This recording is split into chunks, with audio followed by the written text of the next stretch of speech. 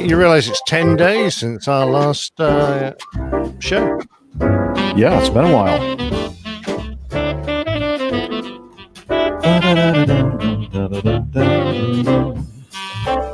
All right. It says we are on the air. Is Liz going to be producer tonight? She is out running some errands related to her closing of her property. Yeah. And she should be joining us sometime after now. Okay, sounds good.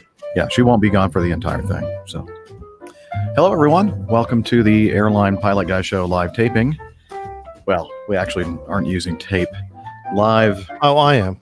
SD card. Oh, you are? Okay. Yeah, I'm using reel-to-reel. Vacuum tubes and reel-to-reel? Yeah, how did you know? That's good. Yeah. All right. And as you can see, it's just, oh, look, speaking of the not, oh, there not she the double. is. Hi, Liz. Yeah, Liz is just shown up in the green room, and we see her, and so that's good. She'll be here to kind of try to keep us under control. Oh, from there, she'll have a hard job. Yeah, that's true. Not unless you give her the off button. But she has all of the co-hosts, by the way, have full control of my panel here. So I guess I could blame if something goes wrong on other people. You could try. Yeah. Okay. Let's see. And Dana and his first officer and Steph will be joining us at a later time whenever they can get into their studios. And what else do we want to say before we start recording? I am actually recording, by the way. I'll just turn myself on. I can do that nowadays. I've learned the trick. Maybe you should turn your video off then. Yeah, there you go. It is I'm on. Family show. Where is that? It's right here. Family show, ladies and gentlemen. Family show. I should probably turn the volume off of the TV. Can you hear the fire crackling? It was. I put my headphones on and went, "Oh, are we on fire?" Let's see. Where is?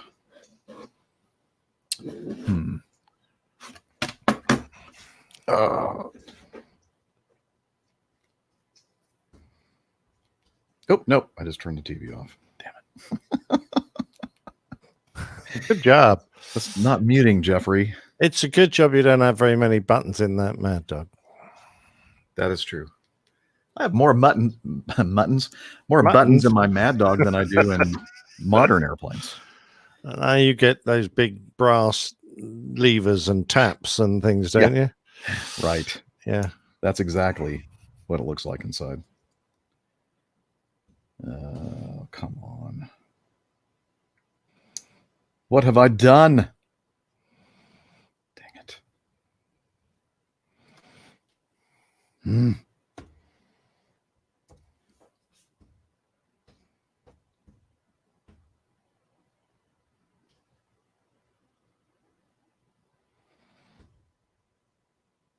Oh, YouTube. There we go. Well done, sir. Is that where you're stealing your fire from? Yeah, I'm not stealing it. I'm borrowing it. It's okay. It's YouTube, right? Oh, that's not the one. It's the wrong one. It's way too big of a fire.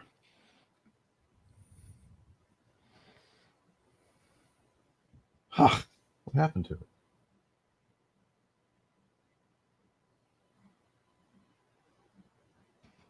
Dang it.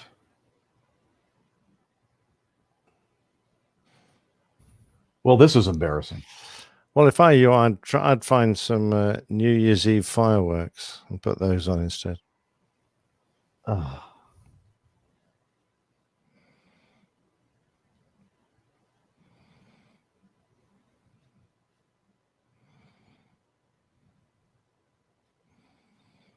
I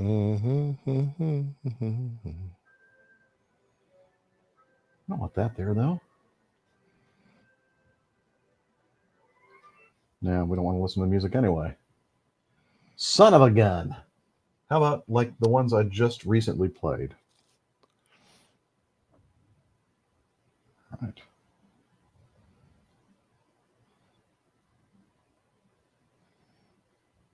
No, of course they don't have that. Something like that.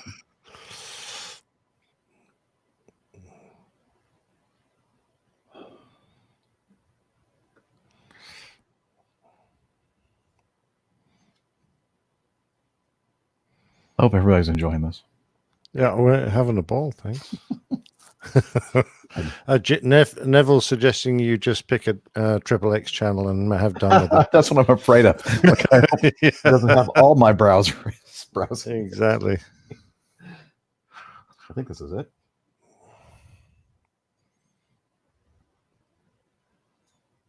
Yay. Ah, there you go. You've kind of spoiled the illusion. We all actually assumed it was your fireplace. Uh-huh. Sure you did. Uh-huh. Yeah, we did. Yeah, definitely. Right. Okay. Let me go to the countdown clock. Here we go. Okay. Frank's really enjoying the show so far, by the way. Good. Thank you, Frank. It's awesome. We can always count on you. All right. What do you have on there? 406. 406. It's a badly altered 5. Take me, please. Okay. All right, here we go. Episode 406 in 3, 2, 1. Well, the video was synced perfectly. We couldn't have got a better clapper movement, if you pardon the expression. Well, thanks for noticing. Yes. It's always important to have a good clapper movement. Yep. They say. Okay. Hello, everyone in the chat room. As you mentioned, Uber Frank, Ethan Allen, James Mack, David Ogden in Houston, I'm guessing. Michael Coe. Who am I missing here? Robert Hoffman, Tanya, whom I'll be seeing, or who I'll be seeing. I always get confused with that. In about a week and a half, right? Gustav, Adam, and more. Armando. Hello, I'm Armando. And I guess I heard you say Nev's in there. Yep. And James. We've got Tanya and Robert, Haggis, Hamish, Bob, Dick. That guy, Dick. Yeah. Dan's there. Main man, Mike. Tanya, I've said that, Mike. Laura Dan, Davis. Tim Van Ram. Oh, Tim Van Ram. Of the famous Van Ram brothers. Did they invented the Ram jet?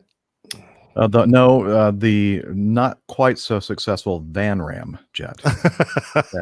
Well, yeah, it was a bit sillier than to put it in a van. They should have stuck it in an airplane. Would have worked much better. Well, have you met them in person? They're not the brightest guys in the world. No, just kidding. Just kidding, Tim and Mark, if you're there. I just. Okay. Let me make sure we have all our knobs positioned properly. Oh, speaking of that, I'm wearing Airplane Geeks shirt that was given to me from the host of that fine podcast.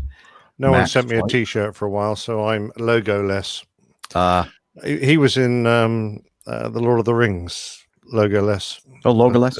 Yes, that's right. So yeah, if you want mention of your production, your podcast, your whatever, just send it to Nick. He's a living billboard. Absolutely, yes. And look what I have. I have my Acme mug with coffee. Because this is the type of product I will happily endorse all day, every day. So send me a few of those. It doesn't have to be that particular one, but as long as it's bottle and beer. Proper job. Okay. Let's see. We've done that. And let me do a sound check on the intro from our good friend and professional radio broadcaster, Roger Stern. You're listening to the Airline Pilot Guy Show. The view from our side of the cockpit door. WAPG. It's the Airline Pilot Guy. Airline Pilot Guy, episode 406. Does that sound okay? Yep. Okay. Alrighty. Gonna hit the clock and start the show. You're listening to the Airline Pilot Guy Show. The view from our side of the cockpit door. WAPG. It's the Airline Pilot Guy. Airline Pilot Guy, episode 406. Yeah, he's up in the sky. It's the Airline Pilot Guy.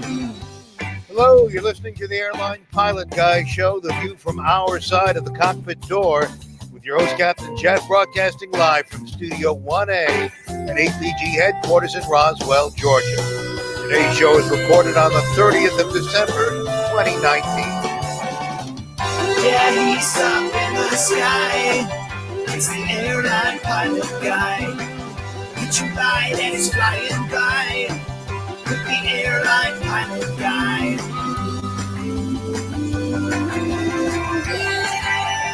In today's episode, the crew of an AirAsia flight didn't follow proper procedures when their engine started failing.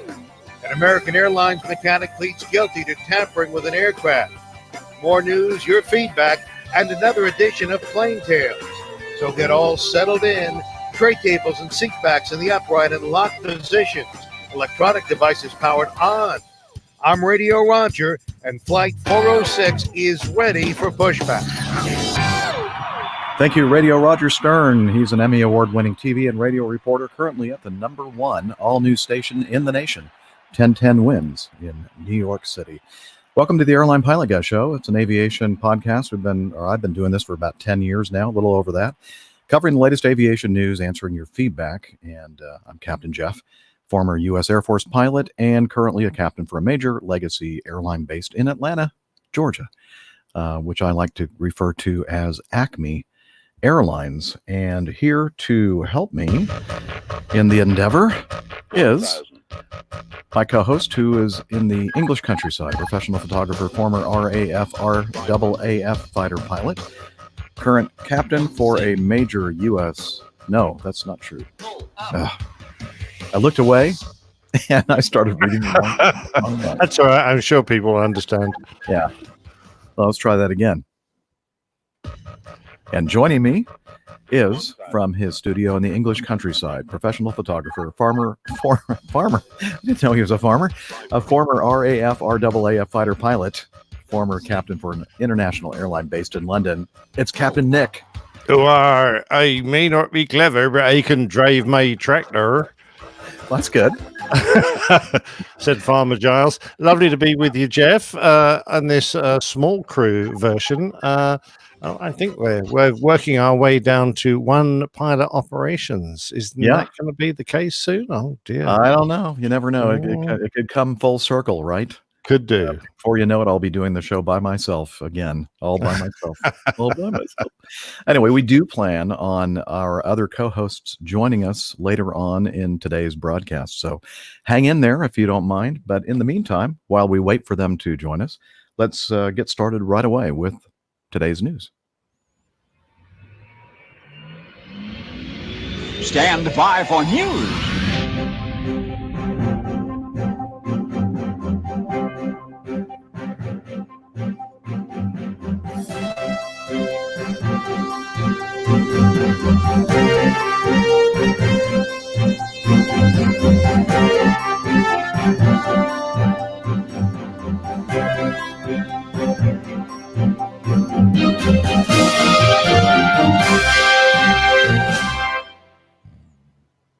From the atsb.gov.au, so the Australian Transportation Safety Board, the flight crew of an AirAsia X Airbus A330 did not follow proper procedures when faced with an engine oil pressure warning, attempting to restart the affected engine even after it had failed, as well as electing to divert to Melbourne when the aircraft was considerably closer to two other airports. The engine oil pressure warning and subsequent engine failure occurred during a 16 August 2016 scheduled flight from Sydney to Kuala Lumpur with 2 flight crew, 8 cabin crew, and 234 passengers on board, while in cruise near Alice Springs, which I believe, if you can correct me if I'm wrong, Nick, that's over there on the western coast of the continent. Alice Springs is just about Plum Center. Oh, in the center. Okay. Yeah, slap bang, more or less. Yes. Okay, but it's a big continent, so it still is. has quite some time to go, I guess. Yep. The flight crew received an engine 2 oil low pressure failure alert message, which the ATSB's subsequent investigation of the event established was due to a shaft failure in the engine's oil pressure pump. Oh, so it was like a no kidding low pressure indication. That alert required immediate crew action comprising of reducing thrust on the affected roll or reducing thirst on the affected rolls. Thirsty engines. Wait a minute. Well, I guess if you do reduce the thrust, it does reduce the thirst as well. THURST, a new word. On the Rolls-Royce Trent 700 engine to idle, and then in accordance with the Airbus procedure, quote, if the warning persists, shutting down the engine. So apparently it did. Procedures need to be designed with clarity. However, the flight crew probably misinterpreted the term persists as requiring they wait a certain period of time to determine if the condition was persisting. As a result, they continued to troubleshoot the failure rather than shut down the engine. Man, I think I would have gotten that thing shut off quickly. Well, yeah, I'm wondering what on earth kind of troubleshooting you can do. You can look at the oil pressure gauge, but that's it. That's all the troubleshooting you can do, really. Send somebody out there to the engine and open up the hood and see what's going on. Yeah. Put your dipstick in, if you pardon the expression. What do you guys call that? You call it a dipstick? Yeah, we do. Yes. Oh, good. Amazing. We found a terminology. Yeah, something we have in common. That's wow. After monitoring the engine, the flight crew informed the view that the warning was a result of a gauge failure. Okay. Really? With the intent of further troubleshooting, the crew then increased the engine's thrust. This led to the engine stalling and ultimately failing. Yeah, duh. However, despite evidence to the contrary, the flight crew determined that the failed engine was not damaged and could be restarted. What? Consequently, and contrary to the operator's procedures, the flight crew made 2 attempts to restart the failed engine, even though there was no safety risk to the aircraft that demanded a restart attempt. Both attempts failed. So basically, they took an engine that could probably be repaired pretty easily to destroying the engine. Yeah, and wrecked it. Yeah. What were they thinking? I don't know. Also, I wish I could have a chat with them, because you do wonder what was going through the captain's mind. Why on earth he thought he could get an engine with no oil pressure going again? I don't know. Well, when he thought it was just a gauge, even though everything else was supporting the fact that it's not a gauge, it's the real deal. You don't have engine oil pressure anymore. Do not operate the engine. It says also, contrary to the operator's procedures, the flight crew elected to divert to Melbourne following the engine failure, rather than to closer suitable airports in Alice Springs and Adelaide. Although twin-engine airliners such as the A330 are designed to fly safely on a single engine, this decision increased the time that the aircraft was operating in an elevated risk environment of single-engine operations. And so the report goes on to talk a little bit more about these bad decision making. And let's see, it closes with, since the incident, AirAsia X restated the operational requirements for flight crews for engine restarts and diversion decision making. Further, the airline has also used the occurrence as the basis for a training package for responding to engine failure, restarting failed engines, and diversion decision making. Yeah, a lot of bad decisions made right there. But if one engine has failed, now you only have one source of power to keep that airplane flying, and it's best to get the airplane on the ground to a suitable airport. Yeah, hence the wording on your warning panel, which will be land as soon as possible. Yep. Oh, your panel actually says that? I believe so, yes. I can't remember exactly the wording now, but it's either land as soon as practicable or land as soon as possible. One or the other will come up. And of course, in order to get all the way down to Melbourne, which is just about as far as Sydney. They could almost have gone to either. They had to go past Adelaide. Now, Adelaide's a pretty impressive airport. It's a fine airport. You can get in there and there's all sorts of maintenance stuff. So that wouldn't be a problem. But of course, just up the road, had they continued for a fraction of the distance, they could have thrown it into Alice, which is not the biggest of airports, but it will certainly handle a 330 and without any problem. And I suspect it would have been a bit hot, but actually there's plenty of tourist hotels and things around, so you can find somewhere for your passengers to stay usually, and they should have no trouble flying spares into there, flying an engine in if they needed to. But yeah, I do have to question quite a few decisions the crew make here and go, no, it wasn't your brightest day, guys. No. Yeah, I think all of the professional airline pilots listening to this, and others of you, are thinking, huh? What? Why did they make that decision? Just scratching our head there. But okay. Well, happy ending for the passengers at least, and I'm sure that the crew got a little bit of a debriefing regarding this. I suspect they did, yes. All right, next in our news folder, an update. We talked about this on an earlier show. American Airlines mechanic pleads guilty in airplane tampering incident. A former American Airlines mechanic pleaded guilty on Wednesday to a charge of attempted destruction of an aircraft that was scheduled to depart from Miami with 150 people on board. His name is Abdul Majid Maruf Ahmed Alani, 60 years old, of Tracy, California, admitted that on July 17th, he tampered with the air data module system of an aircraft at Miami International Airport that was scheduled to depart for Nassau, Bahamas. He faces up to 20 years in prison. A lawyer for Alani, who remains behind bars. I don't think the lawyer is the Yeah, I was going to ask why his lawyer was behind bars. Maybe some other problem that he was having, I guess. He was just drinking too much. Yeah, did not immediately respond to a request for comment. On the day of the flight, while number one for takeoff, or taking the departure runway, the flight crew increased power to the engines in preparation for takeoff, which resulted in an error reading by the aircraft's computer, and the takeoff was aborted. Prior to the aircraft's scheduled takeoff, Alani had inserted a foam substance into the ADM system and used super glue to hold the substance in place.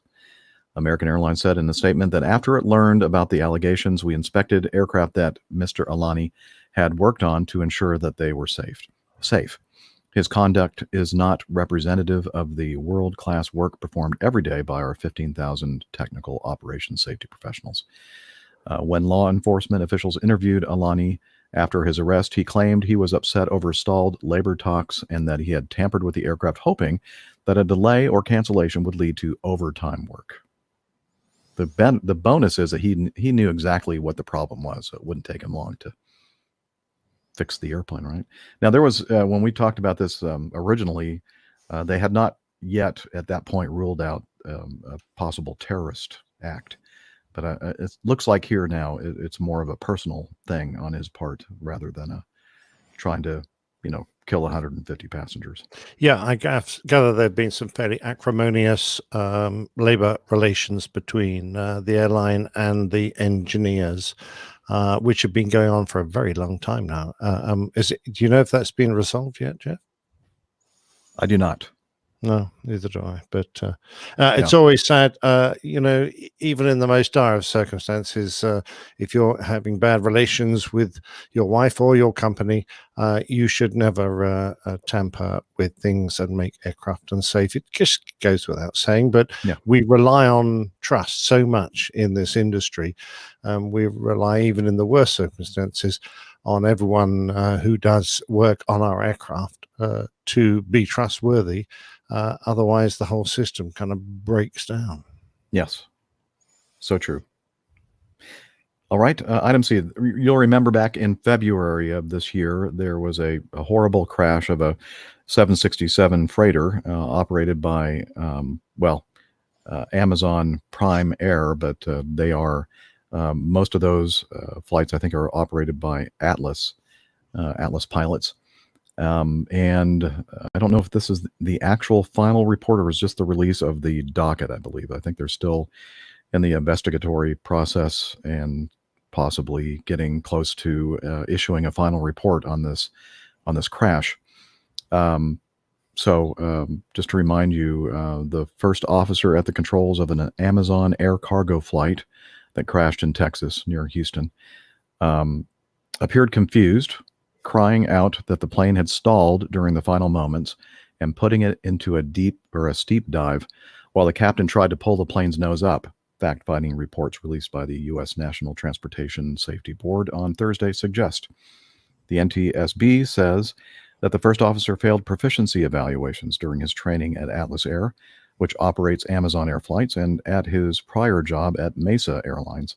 He also washed out of training at 2 other airlines, which he concealed when he applied for work at Atlas, claiming that he had been doing freelance real estate work and taking college classes during that period of time.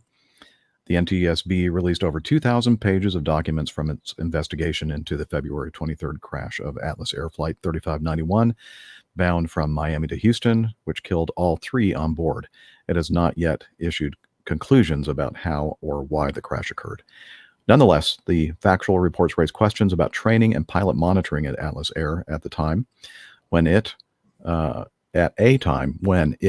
and other cargo carriers and small passenger airlines are struggling to attract and retain pilots amid a mounting shortage.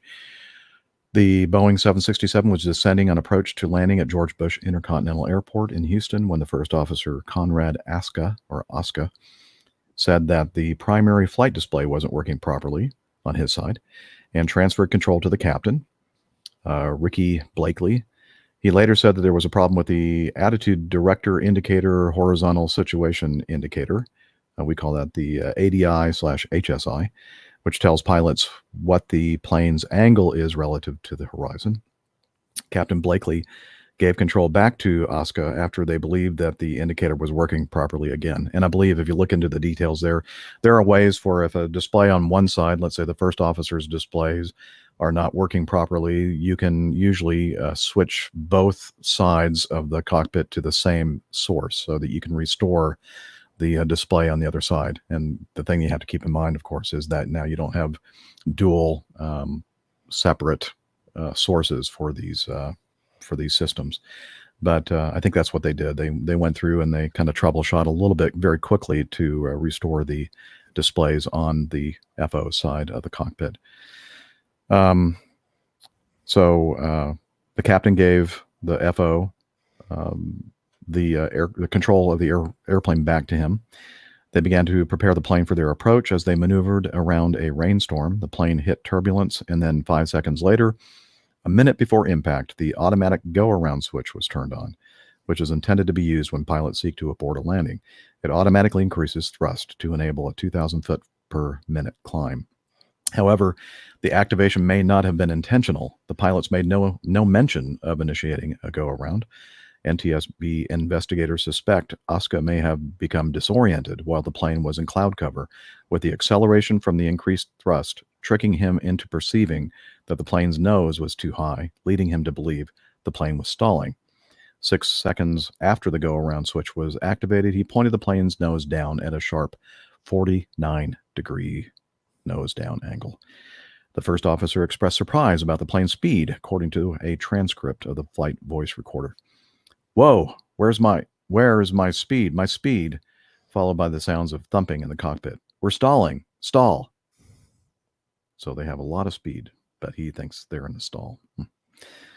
Okay. The flight data recorder shows Blakely, the captain, beginning to pull up on the yoke on his side, while the FO is still pushing the yoke down and pointing the nose of the plane down, with Aska only joining the captain pulling up after the plane descended through the bottom of the cloud cover at around 3,500 feet.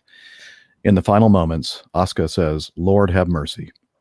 A captain for Mesa Airlines, Sean Archuleta, who was catching a ride in the jump seat, shouts, "Pull up." Then Aska says, "Oh God, Lord, you have my soul." The plane's last recorded airspeed was a blistering 433.5 knots, and security camera footage shows it was descending at a steep angle when it dove into a swamp 2 miles from Anahuac, Texas. I'm not sure if I'm pronouncing that right or not. Anyway,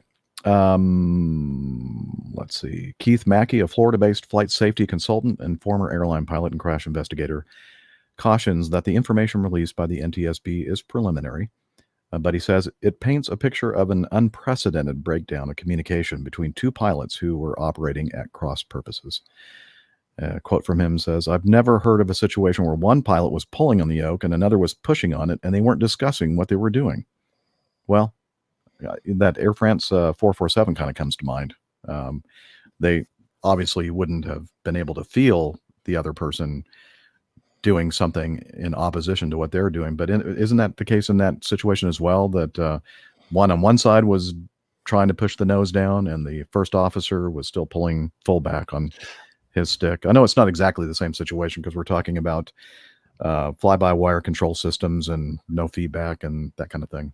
Well, I believe at one point the other pilot did try to counter the nose down pitch that the handling pilot was putting in, but since he failed to press the takeover button, it didn't work. It would have had no effect. Well, it would have summed. The aircraft did start to slowly level off. If he had gone full back stick, the other pilot still had full forward stick, you'd end up with commanding level attitude, because they are, it's like a plus and a minus.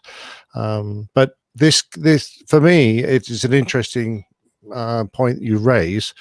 Everyone said that having control yokes on the side of the cockpits that you can't see and aren't linked are a real disadvantage in comparison with yokes right in front of you and you can see and feel what the other guy's doing.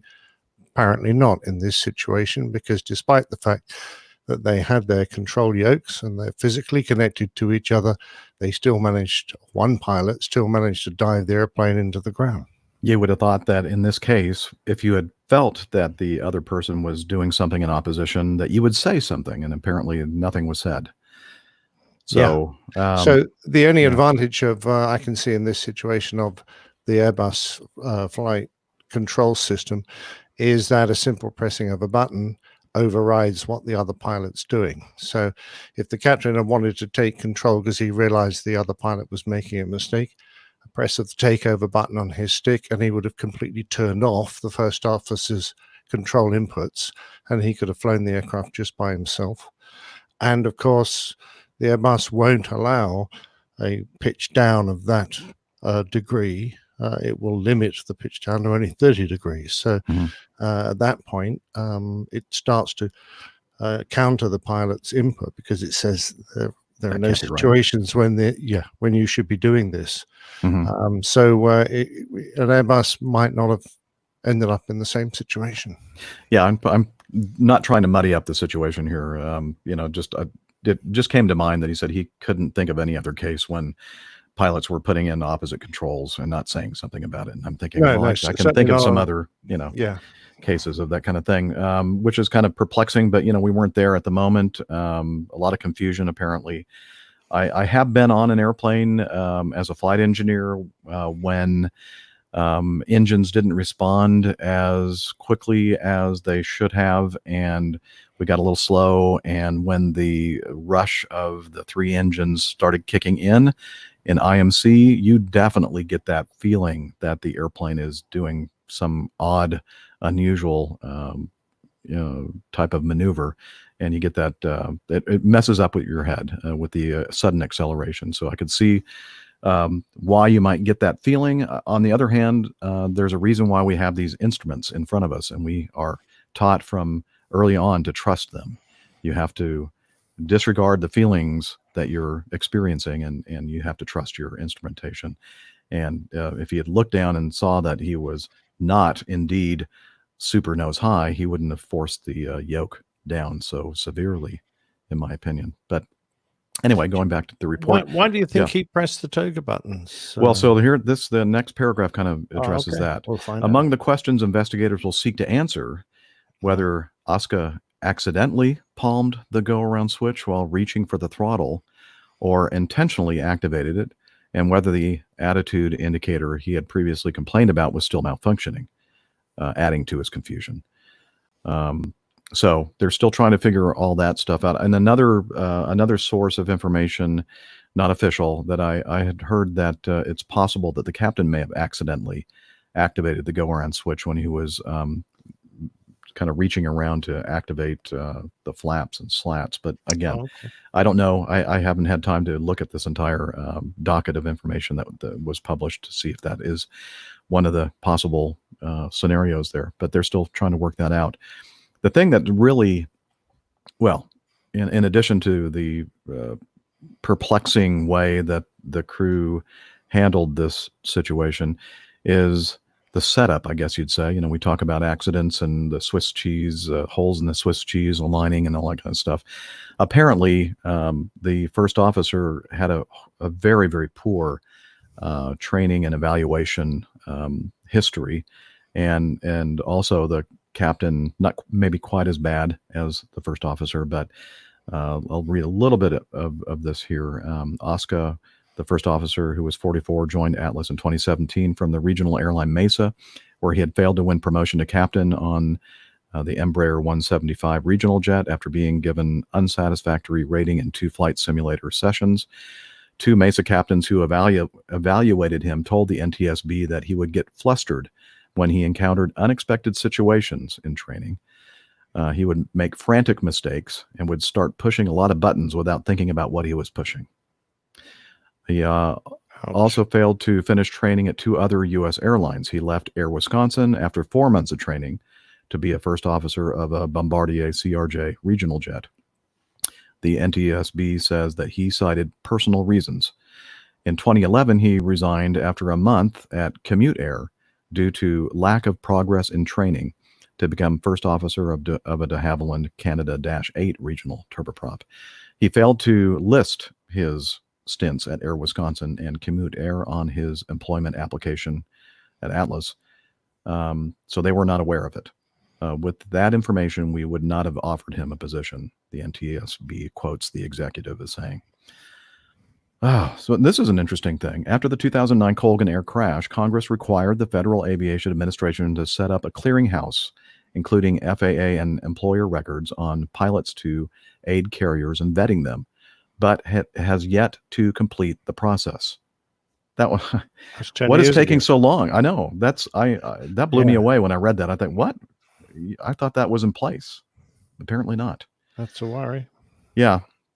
Okay. So Oscar gets hired by Atlas, and let's see, it did not go smoothly. He was required to undergo 4.5 hours of remedial instruction before he could take an oral exam, and then he was held back for 4 additional hours of remedial training on a fixed base simulator before he was allowed to proceed to training on a full flight simulator.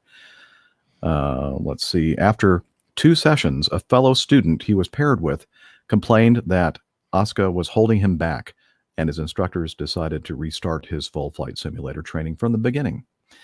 He failed his practical 767 type rating examination, the NTSB says, due to unsatisfactory performance in crew resource management, threat and error management, non-precision approaches, steep turns, and judgment. So after all that remedial training, he passed, and so now you kind of have an idea that, it wasn't the best pilot at the base. Also, the 60-year-old captain, Blakely, was enrolled in the Proficiency Watch program at Atlas in 2015 after he initially failed to win his 767 type rating. According to Atlas Air instructor comments, he was not recommended due to overspeeding the flaps during stall recovery, consistently failing to set missed approach altitude, and missed approach procedures. He completed remedial training and was awarded a 767 rating later in that year. So it looks like it was a little bump in the road for him, not a major record of failure. So I wouldn't necessarily make a big thing out of failing to get the flaps up in a stall recovery. Right. Your primary job there is to stop the aircraft stalling. Yeah. If you accidentally overspeed the flaps in the recovery, then, well, fair enough. Oh, well. You're safe. Exactly. Yeah. The other bits and bobs are procedural, and you do wonder what kind of a workload he was in to fail to set missed approach altitude, but people can just learn to fix that. It doesn't sound like he had a major handling or instrument reading problem. unlike his first officer, who seems to be a bit of a disaster. Yes. Very sad, very sad. So that's what we have so far with their investigation and the release of the 2,000 plus pages of material they have so far. And it'll be interesting to see the final report and the conclusion that they make regarding this. But and interestingly, Atlas did have that program, I forget what the name of it is now, the Proficiency Watch program. And the NTSB was kind of scratching their heads why they didn't put the FO on the FAA mandated 6-month Proficiency Watch program. And Atlas's fleet captain for the 747 and 767 told NTSB investigators that he chalked up the pilot's poor performance to nervousness, and considering the gaps in his training and family issues he was experiencing, decided to just keep an eye on his performance. Of course, they didn't realize that he had been to 2 other airlines and had basically failed to, get it done. I don't know what a proficiency watch program is, but it sounds like it is the same as keeping an eye on his performance. So why not put him in the program? At least you formalized it then and, made sure that he doesn't slip through the cracks. They probably wish now that they had. Yeah, I'm sure they do. Oh, boy. Well, what a mess. What a mess. It is. But, I mean, a totally mishandled problem by the looks of it. Yeah, sounds like it. All right. Moving on. Item D in the news folder. A 16-year-old teenager tried to steal a Vueling aircraft at Paris Orly. Not another one. Yes. What are these teenagers getting up to nowadays? I don't know, but apparently the flight simulator video games are just not proving to be as realistic as they're desiring, and so they want to do the real thing. Yeah. So this 16-year-old was arrested after being found on board an aircraft back in June at Orly. Since the arrest, the adolescent has been in detention, according to sources. The young man wanted to return home after having lived in a few months on the street in the Paris region. This is the quote that's my favorite of this news article. This is from his lawyer. His idea was to take the plane, not obviously to steal one. Wait a minute. Yeah, okay. Isn't that the same thing? If you're going to take the plane, that's kind of, if you're taking something that doesn't belong to you, isn't that the definition of stealing? Right? Yes. I'm not a lawyer, but okay. Yeah. Anyway. This guy is, so he obviously knows what he's saying. Obviously. Yeah. Let's see. Still managed to pass all the controls. I guess they mean security controls without anyone knowing how. The man is suspected to have climbed a wall, but everything is still very confused.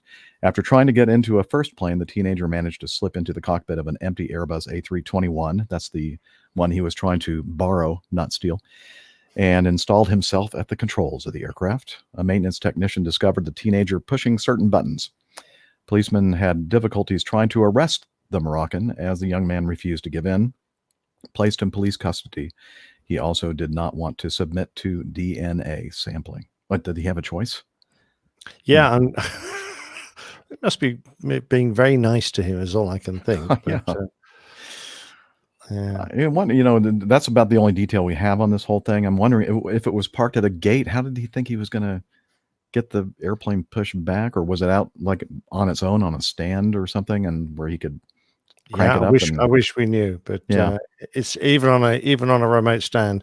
You're very lucky if you haven't got something in the way to allow you just taxi forward. Usually there's light stanchions or things in front of you. There are very few that, in my experience, that you can just taxi forward from. But there you go. Just like that 17-year-old girl that tried to steal the King Air, I think we talked about on the last episode. Right? Yep. Things got in the way. At least she got an engine going. Yeah, she did. Only one though. Yeah, sadly. Yeah. All right. There's another interesting one from simpleflying.com. Robert from Mayretta sent this to us. He says, "Happy holidays, crew. Mom is making me wait to break out the Jack Daniels. But in the meantime, I thought this story might prompt some decent conversation." And the title of this is United Airlines 767 prompts sonic boom over France. Actually, I think he changed the title. It prompts a sonic boom over France after losing contact with ATC. I think he added that. A non-responding United Boeing 767, and I put in brackets flight crew. I think they were the ones that weren't responding. Flying over France invoked a sonic boom as fighter jets have raced to intercept the aircraft. The plane was able to establish communications with the ground via the French Air Force aircraft and continued on its journey. By the way, I had to basically write that entire paragraph because it just didn't make any sense the way it was written before I touched it. So United Airlines flight 121 had just left from sunny Barcelona to head back towards Newark, New Jersey in the U.S. when it lost radio communication over France. So it just transitioned from Spanish airspace to French airspace. They didn't establish communications with French air traffic control. And so finally, I don't know if they, how long they wait, but they finally scrambled a couple fighters, and the fighters were able to rendezvous with the flight, and apparently they were able to communicate with them, most likely on the guard frequency 121.5, got them on the correct frequency, reestablished communications with ground control, and then they were off on their merry way to Newark. And I love this paragraph of this article from Simplifying. The jets took off with a roar and kicked in the afterburners, blowing out a sonic boom to catch up to the aircraft. Let's see. The sonic booms are a rolling sound wave, and I put in it's really a shock wave that can be louder than a car door slamming next to your ear, kicking up a wake, affecting other aircraft. And I put is that true? I don't know if a shock wave would affect other aircraft, Nick? Well, no, I've flown right in close formation with another aircraft, and we've both been supersonic, and I can promise you you don't really feel a thing. Yeah, I didn't think so, but I thought having you on the show would be great because you could, say yay or nay on that. Yeah. I had a feeling you were going to say nay. I mean, you can sometimes hear it, but the soundproofing has to be, I've heard Concorde go over the top of me while I've been across the Atlantic, and I could very faintly hear it. But I asked the rest of the cabin crew if anyone working in the cabin had heard the boom, and they all said, no, didn't hear a thing. Yeah. So it obviously wasn't very dramatic. I think it's only dramatic to the people that are on the ground that are hearing the boom and their windows are rattling or sometimes even breaking and that kind of thing. Yeah. That's the only alarm I think that it would cause. Yes, I mean, exactly right. I do remember an Australian Mirage jet overflew one of their frigates very fast, and he dropped a boom on them, and the pressure difference was great because they had closed up the aircraft for the ship for action stations, that it buckled bulkheads and things. But that's really because there was nowhere for the air inside the ship to escape when the pressure suddenly changed as the sonic boom went over. Shockwave went over, so it just bent metal because the air tried to get out. And the range safety officer's hut near Williamtown, someone dropped a boom over there doing a sneaky fly past. It's only 5 miles from the airbase, so what he thought he was doing, I don't know, but he managed to blow the window out and crack the concrete range safety officer's hut. So you can do damage with a sonic boom, but not usually between aircraft. I know this is off track here, going down a rat hole or whatever rabbit hole. Yeah. Depends on what part of the country you're. Watch out for those rats down the rabbit holes. Exactly.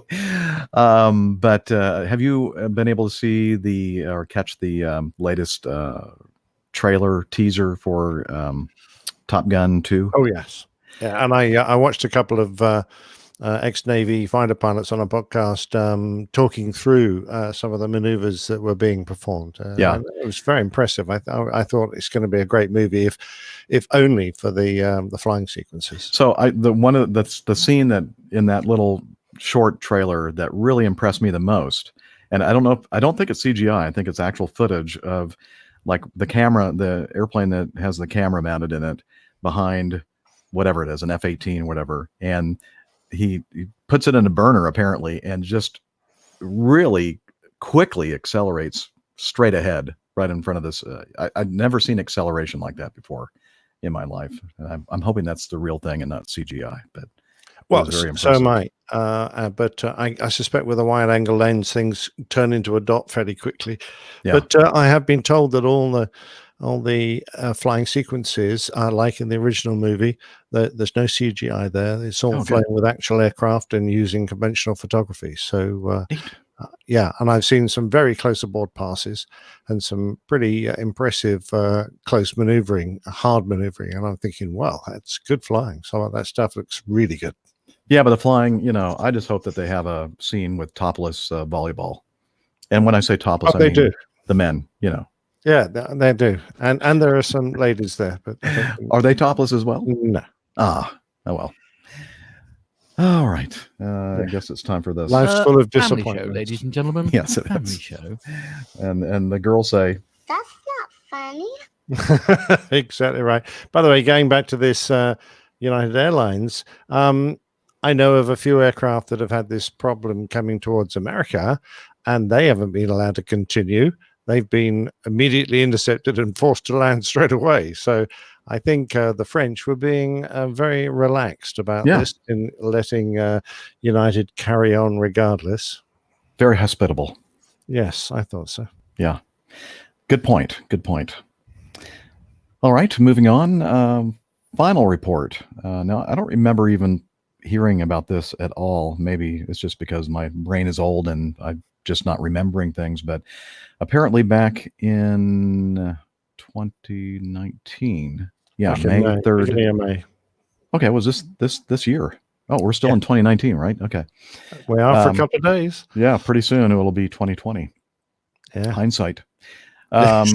So a Buffalo Airlines DC-3 near Hay River on May 3rd performed a forced landing after engine failure.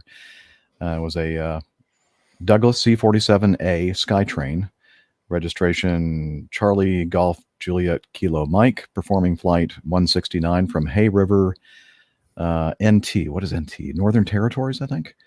Our intrepid producer will let us know. NT is most likely Northern Territories. To Yellowknife, with two crew, was en route about 20 minutes into the 55-minute flight when the right-hand engine failed. The crew attempted to return to Hay River, however, had to perform a forced landing in open terrain around about 8 o'clock in the morning, local. The crew remained uninjured. The status of the aircraft at that point was currently unknown.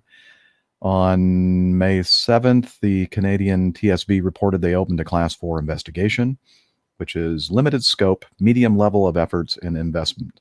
Medium level of efforts, not a high level of effort. Yeah, you don't have to try too hard, guys. Yeah, it's like, it was just a DC-3, a C-47A, so don't worry about it. A maximum 2,000-word short report without findings or recommendations. And I went out on my desk first thing in the morning. Yeah. Anyway, they said during the climb out, the number one engine at Pratt & Whitney R1830 on the left side lost power completely. The crew elected to return. We already talked about that. They initially declared a pan, but they upgraded to Mayday and performed a forced landing about 3.5 nautical miles southeast of the Hay River Airport. None of the two crew were injured. The aircraft sustained substantial damage. No fire broke out. So trying to kind of just give you a synopsis of what happened here.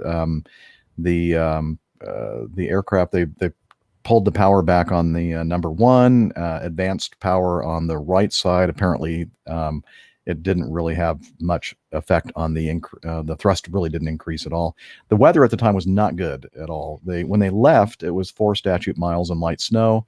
A few minutes later, the visibility decreased to 1.5 statute miles and light snow, ceiling 3,500 feet. So, I mean, it wasn't great. I mean, it was not super bad, but it wasn't the best weather in the world.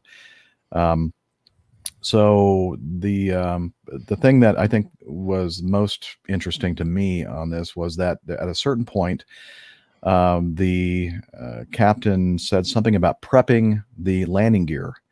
And I think the first officer, I guess that was non-standard communication. The FO extended the landing gear, which the captain did not expect because the aircraft had not started its final approach, and the airport had not been visually acquired. So I think one of the problems in this situation was that they were using non-standard terminology and weren't following the checklists exactly. And the first officer, mistook the captain's, sentence or command prepping the gear as to lower it. And in other words, a lot of landing gear, a lot of drag coming out. One engine shut down completely, the other operating not at its best. And at some point, the captain realizes that their performance is really diminished. I think they got down to like 80 knots. And they weren't very high above the ground, 1,100 feet above above sea level. I'm not sure what the elevation there is. Isn't ASL above sea level? Anyway, they were. It is, yes. Okay. Anyway, so when he realized that they were getting really low, really slow, and they still had a ways to get to the airport, he directed the landing gear to be raised. After the landing gear was raised, the flight crew heard abnormal sounds and felt vibrations from the right engine. And okay, this is the point, I guess, where they had the issue with the right engine. And then basically they couldn't make it to the airport. They had to put it down on flat land. As mentioned, there were no injuries. And a picture of the C-47 looked like the thing was pretty well intact. I would imagine they could probably continue flying that airplane again after they do some repairs. Well, they're pretty tough airframes. Yeah. So, yeah, it depends how much money they want to invest in it, I expect. Yeah. What do you think, Nick? The only general comment I'm going to make is we seem to cover this problem of crew communication and standard operating procedures more and more often. And for me, it doesn't matter whether it's up there in Canada flying a lovely old C-47 or in the latest and greatest modern airliners. We're still two people doing a job, and we need to communicate efficiently and correctly, particularly in an emergency situation. And when that breaks down, problems are going to occur. And we've seen 2 incidents already just in this show that seem to typify that. So that is a concern for me. Yes, me too. And I think most of us have a big concern about that. And I don't know what to do. I mean, airline training programs, this, Nick, and I and Dana know it as well, that our airlines, really, really promote strongly cockpit or crew resource management and threat error management and everything else. And it continues to be a weak point, it appears. Yeah, and I don't know what the cure is, because the airlines are trying hard to minimize the expense of training, but it's obvious that perhaps we need to devote more time, not less, into making sure everyone knows which page we're reading from at which point in the flight. For me, I don't know, I shake my head and go, it's all right for me, I'm a retired bloke. It's a matter of discipline on the flight deck, and I do worry when people aren't disciplined enough to do their job properly. Yeah. And no, Carlos, it's okay. It's not too hot. The fire behind me, it is warming my buns, but I like warm buns. All right. How about your eggnog? I do enjoy my nog. Oh, good. Excellent. I just wish somebody else would. No. All right. Bam. Where is it? Here we go. Okay. G. A Bek Air, B-E-K, Air Fokker 100, registration Uniform Papa Foxtrot 1007, performing flight 2100 from Almaty or Almaty. I'm not sure how that's Almaty, we used to Almaty. say. But, yeah. Okay, to Astana in Kazakhstan with 93 passengers and 5 crew. Departed Almaty's runway 5 right in the morning at 7:21 local. Lost height shortly after departure, impacted ground, broke through a concrete wall fence, impacted a building. No fire broke out. The aircraft broke into several sections. There are some conflicting numbers of dead and injured and that kind of thing, but it looks like 12 people died and several are in severely critical condition, I guess the word I'm looking for. and 74 people survived with no or minor injuries. Let's see. Let's move on to the applicable stuff of the actual incident. Oh, by the way, they did mention that the captain did die as a result of the accident. Well, having seen what happened to the cockpit, it's right on Yeah. his side. Yeah, it was. He made a connection to a brick building on that side of the cockpit, unfortunately. Kazakhstan's deputy prime minister reported preliminary results by the investigation commission suggests the aircraft struck its tail onto the runway surface twice, with a distance of 300 to 400 meters in between. At the end of the runway, the aircraft turned sharply to the right. The landing gear was retracted at this point already. The runway conditions were perfect, however. The commission is looking into human error or technical reasons. The flight data and cockpit voice recorders have been recovered. And they mention again, captain died. The first officer is in hospital care with serious injuries. A survivor reported the aircraft climbed a little bit before it began shaking. Then a collision occurred. Someone opened the emergency exit and the passenger got out. There were a lot of injuries and a number of fatalities. Another passenger reported the aircraft had just rotated and was beginning to gain altitude when the aircraft rolled left, then right, then an impact occurred. The overwing exit was opened. They crawled out of the aircraft via an icy wing. Everyone on the wing slipped on the wing. The passengers helped each other to get off the wing. The pilot of an aircraft departing Almaty about 3 hours before the accident reported that during about 2 hours, minimal white frost had developed on the wings and tanks of his aircraft. The rest of the wings were clean. However, other aircraft having parked overnight had accumulated significant ice.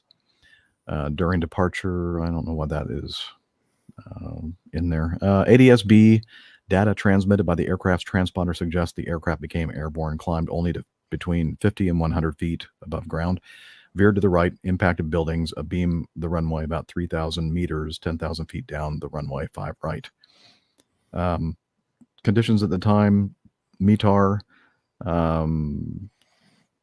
let's see, P2000N, 5 right. I think that must be, is that the RVR? I'm not sure what that number is. I'm not used to seeing P2000N and P2000D, but they did mention MIST and FU.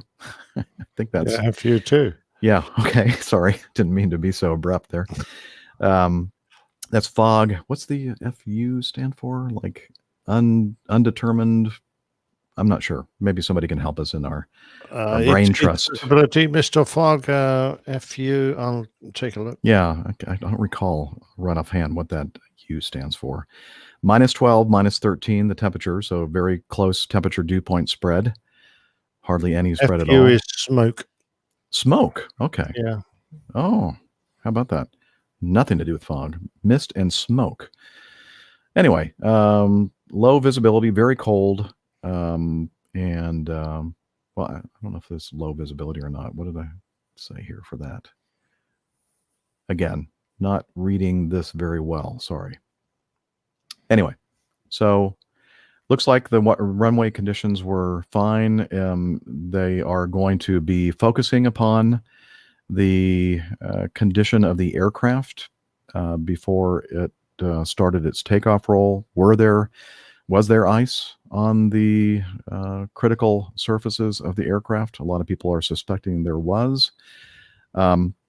Interestingly, when I was doing a little bit of research on this, there were a couple of big crashes of Fokker 100s and other Fokker models previously, and where undetected wing icing was implicated. The installation of the leading edge ground heating device was a recommendation of the report by France's BEA investigation agency.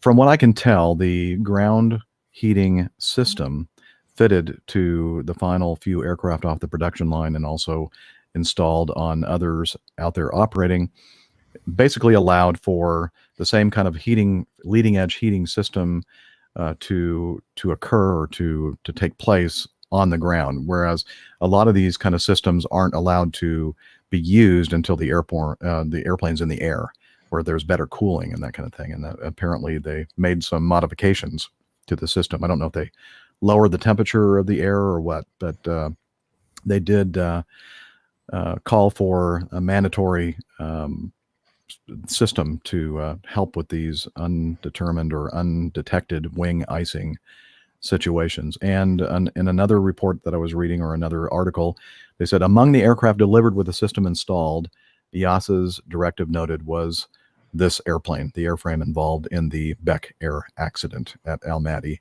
The status of the system of the aircraft has not been clarified. So I don't know if it was working or not, but it was installed. So I don't know, Nick, it sure looks like another situation where the aircraft attempted to take off with cluttered, contaminated wing. Contaminated, yeah.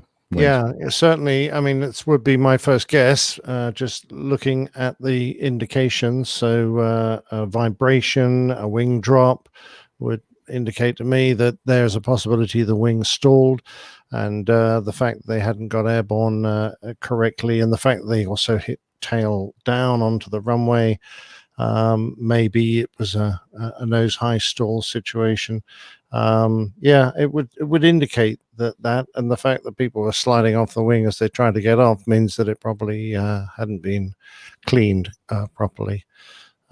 So not good, not good at all. There's no other weather condition I could see. The temperature was certainly good enough for ice, -12 and -13. So yeah, it was, the conditions were there. If they'd been sat overnight, there's a good chance it would have had some contaminant on the wing.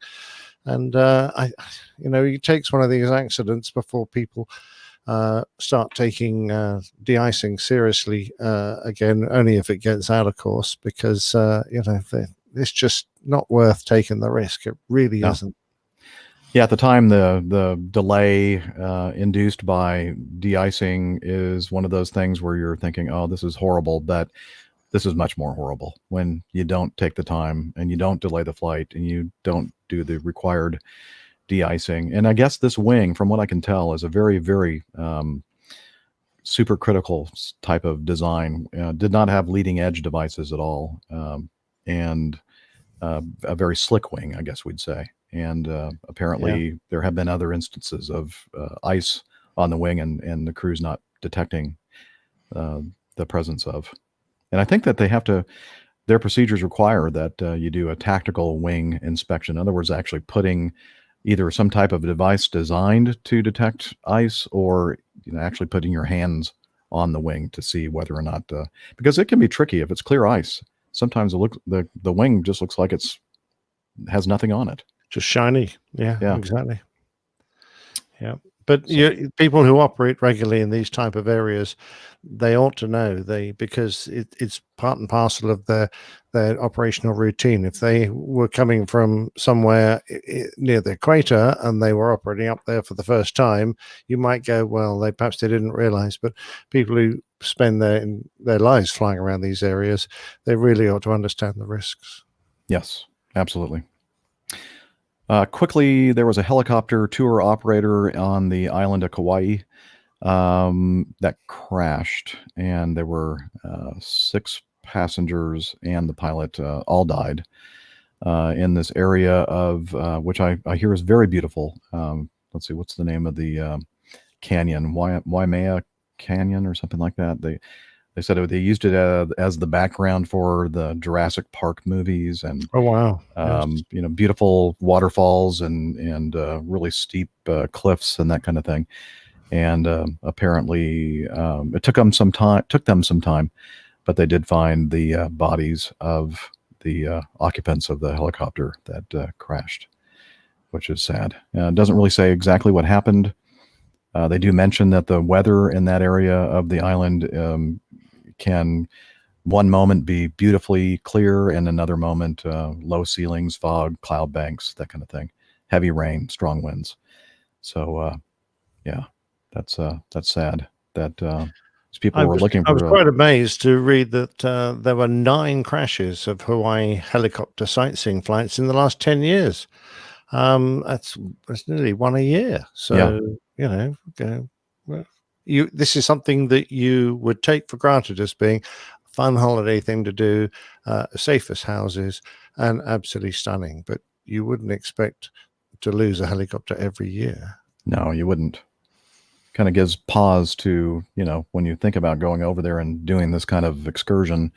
Maybe not. Maybe I'll just stay on the ground and try to see everything from that perspective. Yeah. Save my money. I'll rent a DVD and I'll have a few more pina coladas, please.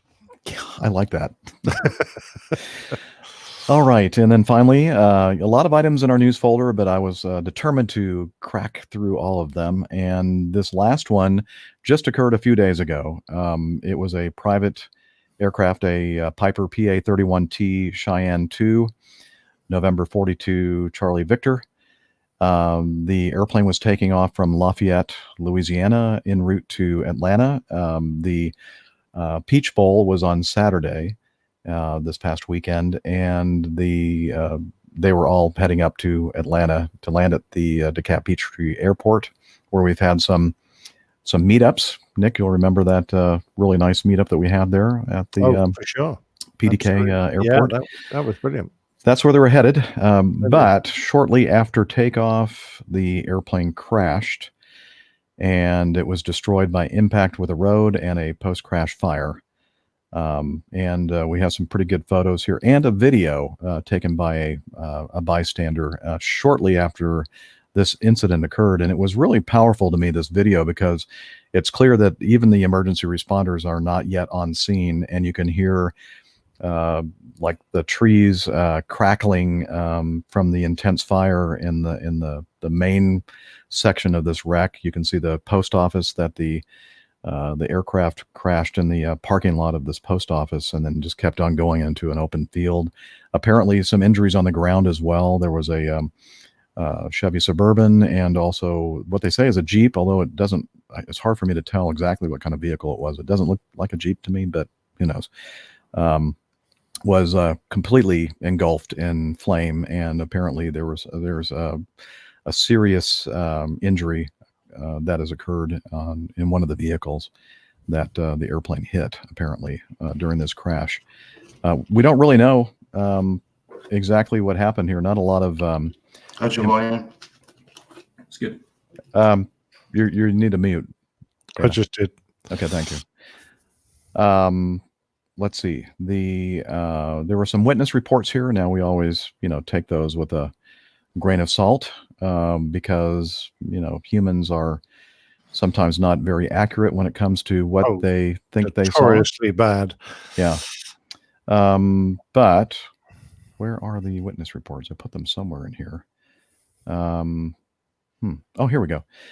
Eyewitnesses tell the local news affiliate KLFY they heard sounds from above like a semi-truck as the lights went out in businesses and residences near the crash scene. Several residents tell KLFY they are without power at this hour. A local resident saw the crash. I was right outside before the crash. I noticed the plane was low and smoking like hell. It shook my trailer. I knew something was bad. I went into my house, and all you heard was this massive explosion. Other eyewitnesses say that someone was screaming from a car. There were little explosions for 5 minutes or so after that. There was a big old ball of flame. So sadly, everyone on board this light twin Cheyenne perished in the accident. So we're hoping that we'll be able to find out exactly what happened here. If it was an engine failure situation where they lost control of the airplane or what. But anyway, it just goes to show you that life is precious, and for some of us short. And this is another, we keep seeing a lot of these GA accidents occurring, and it's not a good thing. It gives kind of a black eye to general aviation in general. And I wish that we'd start seeing fewer and fewer of these and not more and more. But yeah, now Dana's here. Perhaps he knows a little bit about this aircraft, how well it performs on one engine. I wouldn't expect it necessarily. Oh, hello. What's that? What? Do you hear that music? It can only mean that our co-host, Dana, is with us from an undisclosed location. Looks How like rude! He was revving his motorcycle while I was I talking. know. So I'm No looking at kidding. this. I'm looking at this, thinking that hotel room really reminds me a lot of El Paso, Texas. I don't know why. It does. Yeah, well, amazingly enough, that's where we are. Hey, tap on your mic. Yeah, it's not connected. It's picking up your computer microphone. I know why. I know what happened. Okay. Well, we're waiting. So What fix happened? it. I'm fixing it. Okay.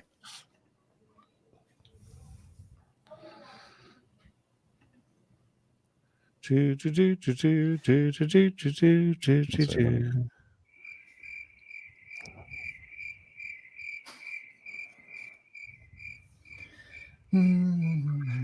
you get what you wanted for Christmas, Jeff? My two front teeth. Oh, yeah. Well done. Well done. Mm-hmm. Yes, world peace. Oh, well, good. Excellent. Well, I I can't don't know wait. if you heard that, if you saw that on the news. Well, I guess Dana decided just give up on us. Oh, he's back. After that big intro. Gee, hostage, blink twice for help. What is Uber Frank saying? Yeah, the poor. I wonder who that hostage is in Yes. the hotel room. Poor I think guy. the hostage in Dana's room. Oh dear. Yeah. Hi. Is Dana just wearing a sweatshirt or something? Or has he got his vest on? I don't know. He's gone. He's gone. Even from our view now, in our little secret video view, he's gone. He's gone.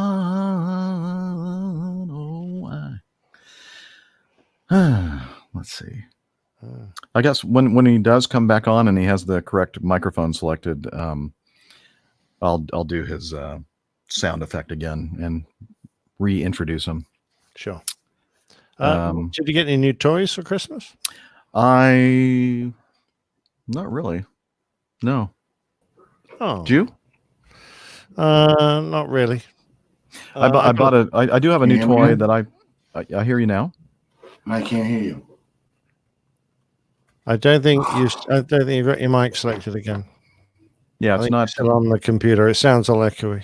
So the mic has to be selected in both places, both your Mac and the settings on. No, it's not it. Nick took himself out for some reason. Someone took me out. That was Really? that rude Dana man. Oh, kick him off, Jeff. I don't well, want him on the he's show cooked anymore. himself off. Apparently, He's very gone. rude. Because it is both places have the mic has to be selected properly, as you know, both the StreamYard settings and also the computer itself. Ah, good point. And he's the last several shows we've done. He has been at home, and so he uses a little bit different setup. He uses an interface. I don't know why he doesn't use an interface when he goes on the road, because it doesn't take that much room up, honestly. But he decides not to,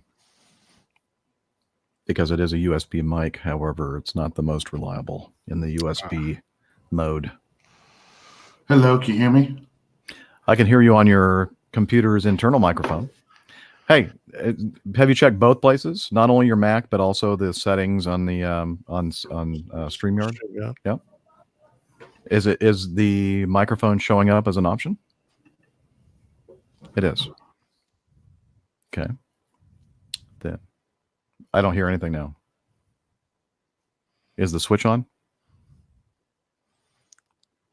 Isn't his switch broken? I mean, not. Try it now. Yeah. Yeah. That switch, the one that you just moved on. That's the one I was talking about. Is he like this on the aircraft? I just want to know. Yeah, but the funny part is it was working when I was plugged in. We don't want to know about your. Well, you were hearing problems. your sideband, but it wasn't. It wasn't getting to us. Ah. Okay. Said the wise man. There we Says the go. wise man. Okay. Oops. Sounds like so. You guys can hear us. Yes. Okay. And we can hear you on the microphone now and not your computer mic. So let's try this again. Hey, I see somebody has joined us here from his hotel room in El Paso, Texas. Barbecue master, motorcycle rider, pleasure boat skipper, underwater photographer, and captain for a major U.S. legacy carrier, and apparently now a kidnapper. Captain Dana.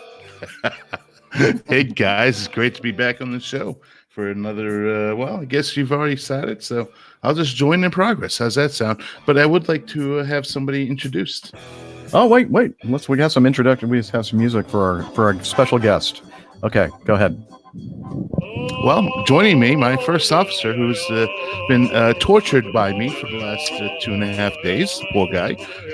He is very intrigued by our show and has a lot of experience in the airline business. Used to be a regional guy that was not a line check, but a sim instructor check pilot. So he's got a lot of experience, and he wanted to come join us today. So here he is, Josh. Say hello. Hey, how's it going? Hey, Josh. If you don't mind, when you speak, try to get a little bit closer to the mic. Okay. You'll sound so much better. Is that better? The chicks will dig it. All right. Yeah, much better. Hey, Josh, do you have any experience flying Piper 31T Cheyenne 2? No, I do not. Ah, darn it. Unfortunately. Dana, can you find somebody that does? Hey, Josh, why don't you go and leave the room? I'm fine. I got to find a replacement. We were just talking about the last item in the news folder, Dana, regarding the Lafayette, Louisiana crash of a Cheyenne 2, killing all aboard. They were heading from Lafayette up to Atlanta for the Peach Bowl on, I believe, Saturday morning. I think one survived. No, one did survive. That's right. Yeah, he's in critical injuries. condition. Yeah. That's true. Yeah. Yeah. Good point. Any experience at all with the Cheyenne, Dana? Very, very limited. So no, I obviously have to read and see what this says, but there's not a lot of it just crashed. Just crashed. Shortly after takeoff, it was sounding like a semi truck. Now I don't know what that means. It's a lorry, a large lorry. Yeah, I got that. I worked Okay. that one out. Yeah. But I mean, what an airplane has to do to sound like a semi truck, I'm not sure. Don't know. Well, 6 occupants. That's probably very close to its max takeoff. I think it's I think it's supposed to be able to hold like 9 or 10, if I'm not mistaken. There's some data here that it's only got 3 windows, Jeff. Okay, let me go back. I think 6 is probably its max. I'd say two pilots and then four in the back. Maybe I'm thinking 7 it holds more. Yeah, but we can debate this all night long. But we could. I can just click on the PA 31 Cheyenne 2. Why don't you do that? My guess is 8. I'm going to go. Did you 6 cheat? in the back, 2 at the front. No, I'm going to go by the number of windows. Yeah, you wouldn't put extra windows in if you only had 4 seats in the back. Well, that's true. Well, I guess it doesn't really matter, does it? No. It doesn't. But anyway, so max 6. What? Max of 6. See, all right, Josh is already contributing. And see, well done, Josh. Hey, you just raised our accuracy level. Well done, mate. Yes, you're above 50% now, Josh, because of you. Thank you. Anyways, I would say it's pretty close to its maximum. Probably had quite a bit of fuel coming out of Lafayette, coming to the Atlanta area, and my guess is either stalled the aircraft or had a critical engine failure and didn't control the aircraft properly. Just being in the general aviation world and just after takeoff, more than likely that would be my educated guess. Of course, that's all it is a guess. So we'll have to wait and see if we're above or below 50 percentile. Yeah. We'll let the investigators do their thing, and hopefully we'll find out more information about this at a later time. But what we can do now that we're finished with the news segment, getting to know you time. Yes, it's that time where you learn more about what the hosts have been up to since the last episode and any meetups or future meetups scheduled, that sort of thing. And we just celebrated, or many of us have, Christmas time, the holidays. And let's see. Let's start with Captain Nick. How was your holidays, sir? Well, I guess they're still going, aren't they? Well, they are, yeah, and but we don't do much over New Year, so Christmas is our thing, really. Quiet family do for us, so very pleasant. Had the kids round. They had lots of presents. I had none at all because no one ever buys me presents. It's not fair. Jilly claims that new car out the front was my Christmas present, but it seems to have been a birthday present and a Christmas present, which and for the next several years too. Yeah, exactly right. So anyway, no, not a lot. Has some interesting little toys to play with. Some photographic gear that'll be nice. The only sad thing was we went to visit Jilly's side of the family.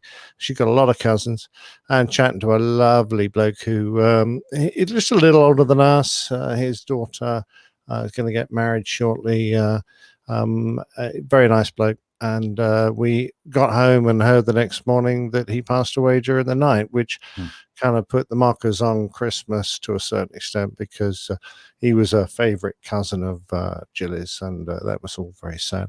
But people die. It happens, I'm afraid. It's never a good time, but just before your only daughter's married, and right at Christmas time, it's not perfect, really. No. So that was a bit of a shame. But other than that, we've had a good time. Thank you very much. I took the whole family out to see Star Wars. Despite what the critics said, I loved it. I thought it was great. Me too, Captain Nick. I got to see it on Christmas, and I loved it as well. Oh, good for you. Yeah, I'm just hoping they can find some way to find another aspect of the story to have, because I don't think I'll be able to have a Christmas without a Star Wars movie. You realize it was 42 years ago around Christmas that I went down in Lincolnshire. I was doing my Phantom OCU to see the very first one. I'd taken my lovely new wife, Jilly, in my beautiful little Triumph Vitesse sports car. And we were on our way to watch the movie for her first time, my second time. And we crashed the car and wrote it off. So,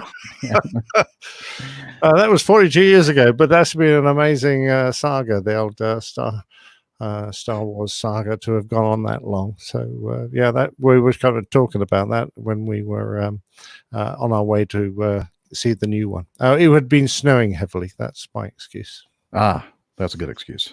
Yeah. And driving too fast, right? Well, I wasn't actually driving very fast, but no, I just lost. He's a fighter pilot. Of course, you're driving fast. Don't try to lie, Nick. I quietly needed to use a telegraph pole to help me stop at a corner, which wrecked the car and didn't do a lot of good to the telegraph pole. Come to that, but there you go. Life's like that. Yeah. So you're trying to tell me you ruined somebody's Christmas message? Actually, the telegraph pole was still standing, but it cost a lot of money for me to have it replaced. The car was too expensive for a poorly paid pilot officer to have repaired. So I sold it to a local garage. And when I went back to that very same airbase, quite a few years later, I went past the garage, and there it was, not for sale, beautifully restored in his front window, pride of place. And I shed a quiet tear when I looked at it, because it was a lovely car. Oh, well. Anyway, that's my Christmas. Okay. You asked me if I, during one of our tech breaks, if I got any toys for Christmas or birthday, and not really, but I did buy one for myself. Good man. This microphone here is a new microphone that I bought for myself, and it is a lot of you out there who are into professional audio have recognized the name Neumann. This is not a Neumann, but this new startup in Southern California called Audio Zone or Tech Zone Audio Products, not a very good name actually, has come up with this new microphone where a lot of people out there are comparing it to the Neumann UA87, which is a $1,300 mic, and this one was under $200. So I thought there are a lot of raves about this thing, so I thought I'd go ahead and try it. Now this is unusual because I'm always preaching the benefits and such of dynamic microphones. So going to probably just keep it in the home studio and see how. Are you eating your words as well as your microphone? Am I what? Eating your words. Is I'm it a trying to. condenser? It is. Well, yeah, sort of, I guess. What's its what is it technically known as? It's a large diaphragm compressor. You mean like the actual name of it? It's called the Stellar X2. Stellar X2. If you just do a search on YouTube, you'll see a whole bunch of people just going nuts about it and how great it sounds, especially for the price. So anyway, so that's I couldn't stand it. I had to try it. My toys these days are audio products. So it's nice. It's got a little heart on the front. Well, actually, I think that's the cardioid pattern. Yeah. Pattern, yes. Anyway, so I had a nice Christmas time. As many of you know who have listened to the show for some time know that I like singing, and I'm involved in several different choirs at my parish church. And on Christmas Eve, New Year's Eve is tomorrow. Christmas Eve, I ended up, because of the fact that I'm singing with all these different groups, it was a marathon for me. I ended up leaving the house at about 1 o'clock in the afternoon, and I sang at the 2 o'clock. No, let me take that back. I left the house at 3, and I sang at the 4 o'clock, the 6 o'clock, the 8 o'clock, and midnight masses. So 4 masses over a period of about 9 hours. That's masses of masses. It was massive. That was a massive mass. That's what she said. So but my voice was still there, actually, after all of that. And it wasn't until the other day, Chris, my son, and I went to that steakhouse, Dana, Iron Age. Delicious. It was awesome. And I guess I got a little particle or something in the back of my throat when I got home. I was trying to, I kept coughing and trying to get rid of it, and I ended up getting rid of about half of my stomach full of wonderful Korean barbecue. But something, either that or the actual coughing or whatever, messed up my vocal cords. So the next morning, I couldn't utter a sound, definitely couldn't sing, and I could hardly talk. So it's gotten much better now after a day of pampering and drinking lots of hot liquids and such. So what else has happened here? Had all the kids at home for the holidays, and let's see, that's about really all that I have to. I was a shade tree mechanic today. My son's Jeep did not pass emissions, and so it got one of these code reader things and found out it was one of those computers that modern cars now are full of. And this one's called the powertrain control module. And I just had that replaced just under 2 years ago in order to get it to pass emissions. And that was like $1,800 with the part and labor and everything else. And I did a little bit more research this time around, found a place in South Florida that manufactures these PCM, TCM computers, and for about a third of the price, already pre-programmed. And it was so easy. I can't tell you how easy it was to take the old one out, put the new one on, do the connectors, and the engine service light is out, and he hasn't gone back to the emissions testing station yet, but we're fingers crossed, hoping that it's going to pass emissions. So before he heads back down to Orlando. So, yeah, that's about it. Let's see. Let me look at my notes here just to make sure I'm not missing anything. No, I'm not. So Dana, you've been a busy man while everybody else has been enjoying our time off.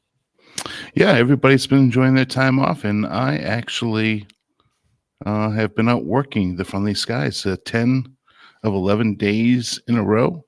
I do have to say it's been pretty mundane. It's been pretty good. I sent in some audio recordings. I've had a couple of meetups, one of which was by complete accident in Milwaukee. My buddy Adam had to come in on a deadhead into Milwaukee on another buddy's flight that I knew. And Adam was signing in to the hotel and saw that my name was there. And next thing I know, I got a text, "Hey, Dana, I'm here." I said, "You're here where?" "Milwaukee." "Oh, really?" So this is Christmas Eve. So I took my first officer. Well, at that point, when I got text, we were having dinner at the steakhouse in the hotel, which is actually a delicious steakhouse, by the way. And I almost never eat in hotels, but this was a rare occasion because it was Christmas Eve and it was kind of chilly outside. So I had a very, very nice dinner there. And I got the text about that time as we were finishing up dinner that they were signing in and would be down to the sports bar in the hotel. And as it turns out, there was 6 of us all getting together, 6 pilots, and hung out, and we were jolly, merry, and having a good time. And one of the foes just flown with you, Jeff. I'm so excited. Oh, so yeah, Sean. Play that audio. Okay. Play the audio. That will be an intro into that little piece. Now, is it my connection or is it Dana's? Is he breaking up a little bit, Nick? He's Skyping to me. Okay. Yeah, I am recording, and I'll have to send it to you because the Sun Bowl is here, and the hotel is completely full of college co-eds. So they're probably all on their they should be too electronic busy. devices. They should be too busy to use those. Yeah. Doing what co-eds do. Football game, right? Okay. So without further ado, I'll go ahead and press this button and we'll hear from Dana's Christmas Eve in Milwaukee. Hello, APG community. This is Captain Dana, and I happen to be on a fantastic overnight up here in Milwaukee on Christmas Eve. And a buddy of mine that was on the overnight, my buddy Adam, reached out to me and said, hey, we're going to be here on the overnight as well. And by the way, my buddy Adam told me that another friend, Alan, was here on the overnight. So we all hung out a little bit and had a good time and having a little bit of a conversation with one of the other Acme pilots. And he said, well, I just flew that guy, Jeff. Jeff who? Jeff from APG, Airline pilot guy. No way. Really? So I found that very interesting. And so I said, well, Sean, would you like to do a little recording? He said, sure. So here I'm going to hand the microphone over to Sean, and he can say hello on this wonderful Christmas Eve. Hey, folks, my name's Sean, and I had the wonderful opportunity to fly with Jeff from APG, and it was a wonderful opportunity to fly with him. And I hadn't met him prior, but I knew about the APG podcast. And it was wonderful actually to meet one of the people involved with the podcast. And we had a mechanical issue, and it was our first leg there. And we got there, and it was just wonderful to be with a captain like that. And we had a great trip, a nice, wonderful 2-day trip.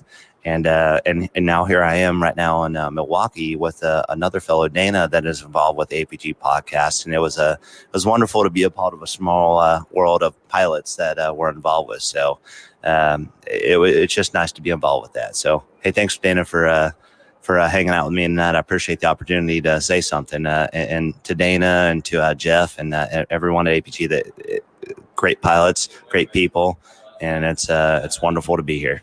Thank you.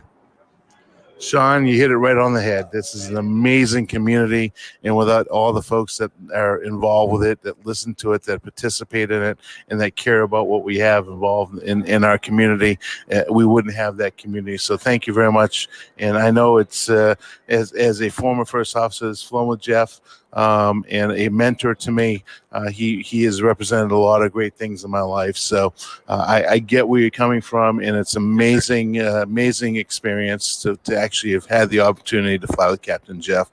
On that note, Christmas Eve up in Milwaukee, Wisconsin, and we had a fantastic night. It turned out to be a lot more fun than I anticipated, because we got to hang out with great people like Sean and some other friends that were here on an overnight. So all I have to say is, hey, Jeff, back to you in the studio, and Merry Christmas to everybody. Merry Christmas. Well, thank you. It's so nice to hear from Sean. What a great guy, huh? What a great guy, that guy, Jeff. All of a sudden see this video here. I know most of you listen to the radio, but his head is getting really big. I don't know why. I don't deserve any of it, that's for sure. So, yeah, well, no, you're if you pay a guy enough money. Yeah. Money talks. Yeah, money talks. I bought all the drinks, so yeah, he was very happy. Yeah. I find that makes your first officers very happy when you buy their drinks and their meal. Yep. Yeah, right. So Josh, right, Josh. Yeah. Josh was the beneficiary last night. Ah, there you go. Okay. Speaking of last night, yeah, did you get the audio? I did. Okay, well, let me intro it though. Okay. So I have a nice 32-hour layover in the city of brotherly love. Actually, I originally had a 3-day trip that I swapped into this 4-day because of this wonderful layover that was out there. I love Philadelphia, and be told, the weather actually was very cooperative. It was in the mid 40s. It was kind of rainy, like raw, but that's okay. But had a surprise guest that had emailed me once they saw on my schedule that I was going to be in Philadelphia. And then on top of that, I had another guest that wanted to come join me that hasn't come on an overnight with her husband in a long time as Captain Dana. So my lovely bride came up to Philadelphia, and we all got together and had a blast of a time. So instead of me introducing any further, why don't you roll the tape? Okay, rolling tape. Well, hello, APG community. This is Captain Dana, and I'm here on an overnight up here in Philadelphia, Pennsylvania, and came over to this bar called Smith's Restaurant and Lounge to watch the Patriots game that starts here in just a few minutes. They're playing against the Miami Dolphins, so looking forward to another great game and the conclusion of our season. In the meantime, a couple of gentlemen have come out to meet up here in Philadelphia, which is great. So I wanted to go ahead and let those guys say something to the entire community today. I also spoke to Colonel Jeff as well earlier. He's very apologetic he couldn't make it. He had family commitments today. But other than that, we do miss you, Colonel Jeff. And without that and any further ado, I'm going to hand the microphone over. I'm just going to let the guys introduce themselves, tell them a little bit about themselves, and we'll go from there. So here you go. Hi, my name is Sal. I'm a longtime APG listener. I'm here with I'm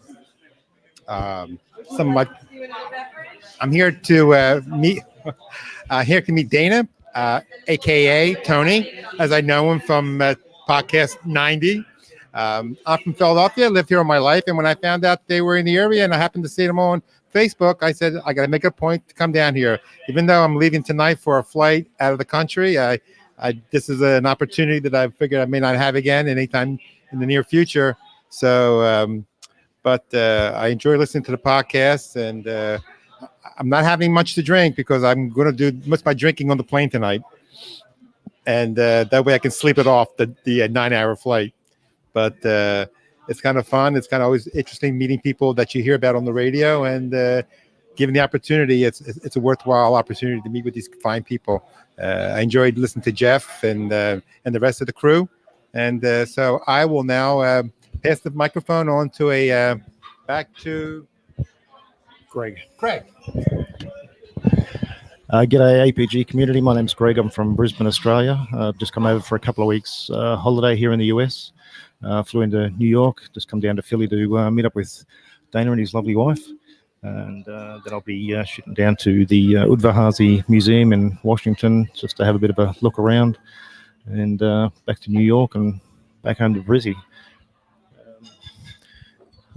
Love the APG podcast. Been listening for quite a number of years now, and just want to shout out to Captain Nick and Dr. Steph and Captain Jeff. No, I didn't forget. Thank you very much for the podcast. Ciao. Bye. Well, thank you, Sal and Greg. Greg all the way up here from Brisbane, Australia, and Sal all the way up from the wonderful South Philadelphia. Anyways, you mentioned it, Greg, and I do have my lovely bride that joined me up here on this overnight. Of course, what happened? She gets on the airplane. Where was she sitting? Where I can never seem to get. It's very elusive. First class. She's sitting over here, but she just doesn't want to say anything at this point. She's being a little shy. A little bit about Sal. He's flying over to Venice this evening, and on the 747. I think he forgot to mention that. And all the way last night, arriving last night, was Greg, and he flew over in 777 on Cathay, I believe it was it not? Correct. So anyways, sitting here having a fantastic meetup, as I always like to say. Fantastic, it's one of my words. Just enjoying some great company, and really honored these guys came out to spend some time with me. Of course, Greg, I'm the first cast member of the APG show he's met, so really a pleasure and an honor getting to meet you today. On that note, Jeff, I'm going to send it back to you in the studio. Captain Dana's out. Bye-bye. Wow. Yeah. What was wow was was it Greg that couldn't remember my name? Thanks, Greg. Yeah, that's another name in the little black book. In his defense, at that point, he had a few beers. Now, mind you, and he was also on. I mean, that was so it's about he'd been up for I don't know how many hours. And yeah, I know. I'm just playing. I hardly remember my own name, so I don't get that's all right. So I do have to correct something so that we're above 50%. Yes, I did say that Greg came over on the 777. That is not correct. He came over on the A350 and absolutely loved it. So he is a private pilot down there in Australia, and he has a 30-day trip planned to fly. I can't remember. It was 30-hour plane trip that he's going to be flying with another aircraft all over northeastern part of Australia. And he's actually flown the entire continent, and he also likes to ride motorcycles. So we had a lot to talk about, and then Josh came out, and that was, Josh came after recording, and we ended up all spending the night together. No, well, it doesn't sound very good. Wow. The evening, cutting up, having a good time, and went out for dinner. Show, ladies and gentlemen. Family show. Yes, all of us spent the night together. My poor wife. No, so. Anyways, we had a really good time, and just enjoyed cutting up between all of us, and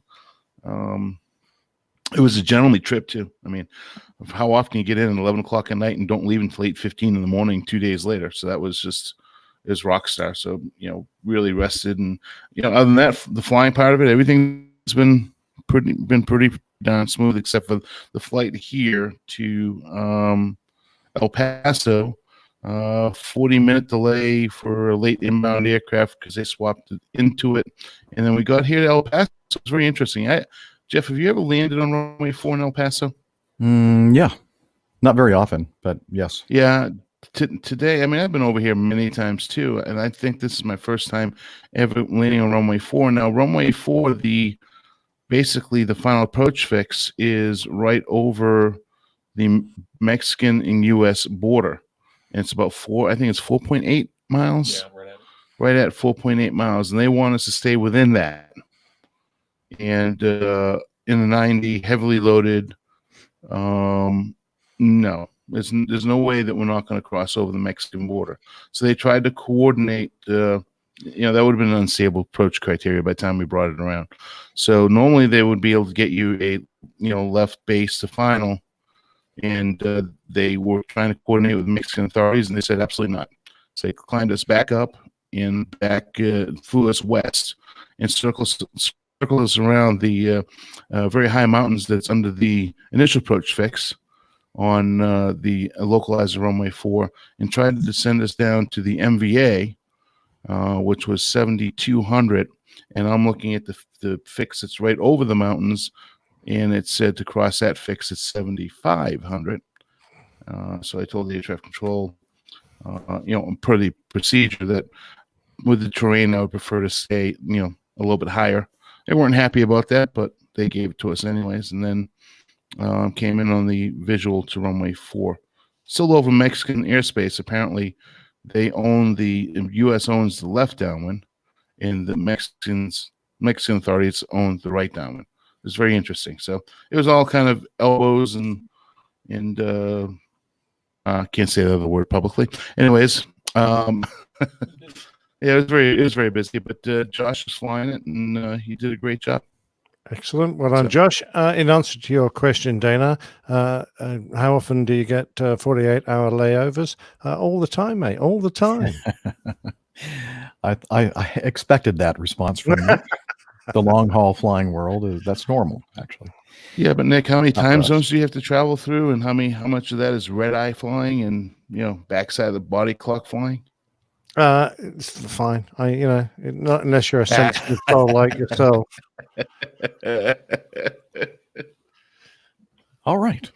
That's getting to know me. There you go.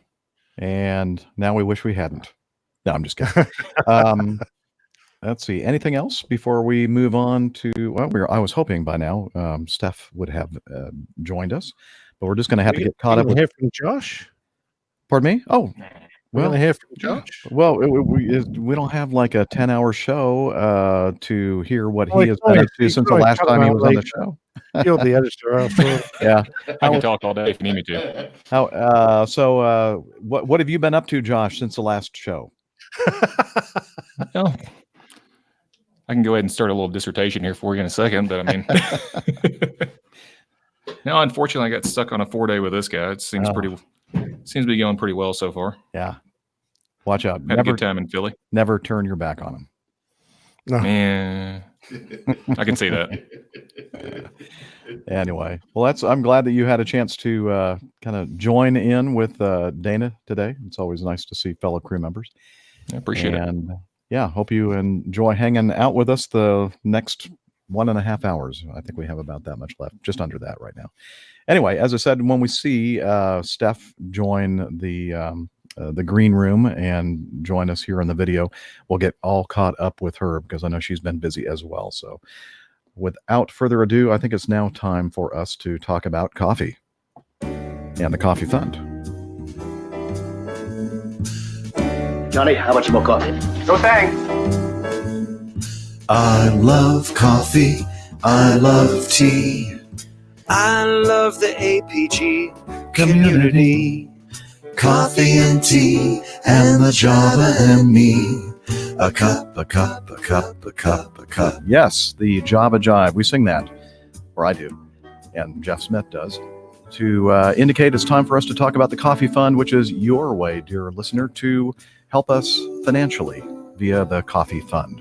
Become part of the Coffee Bar Club, the Coffee Fund cadre, whatever you want to call it, just a bunch of great people who send in money to help us offset some of our costs. Since the last episode, using the Coffee Fund Classic method, we have Vigner, Jason Kuntz, Randy Ward, John Clem, Alistair Kerr, and Matsus Karim. And by the way, Randy actually he's a recurring contributor, but he sent in a special Merry Christmas, Happy New Year message to us and an extra little bit of money. So thank you very much, Randy. I think he's on vacation somewhere in Europe right now. So I hope you're having a great time, and thank you very much.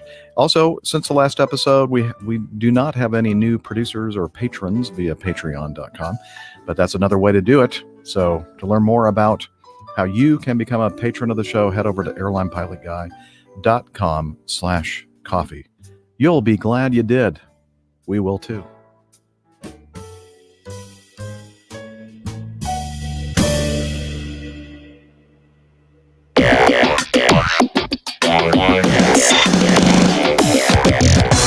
Captain, incoming message.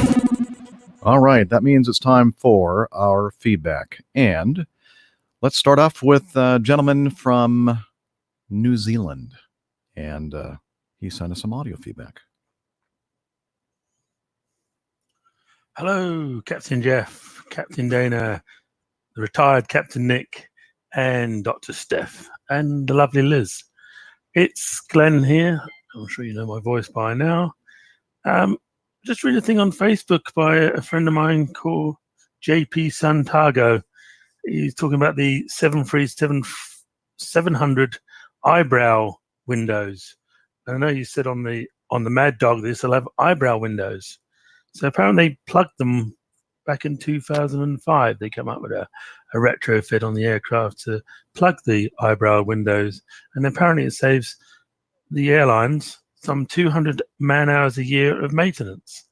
So I'm surprised that Acme hasn't done the same thing, plug the eyebrows. I mean, they are completely not a waste of time. I mean, they were designed before the days of TCAS. So I just wondered, I suppose I know there's only a few years left of the good old Mad Dog, but I'm surprised they still have eyebrow windows. Anyway, a Merry Christmas and a Happy New Year to everyone, and see you all. And looking forward to the next podcast, and that's Glenn out. Well, I don't know about you, Glenn, but I do pluck my eyebrows on occasion. Yeah, all those girly Mag Dog pilots are going to go around plucking their eyebrows, that's for sure. I think a lot of us are on the same freak here, the same page. So we, I kind of find it hard to believe that you save 200 man hours per eyebrow window. I'm not sure exactly how that is figured. Not a lot of things happen to those eyebrow windows on the Mad Dog that I know of.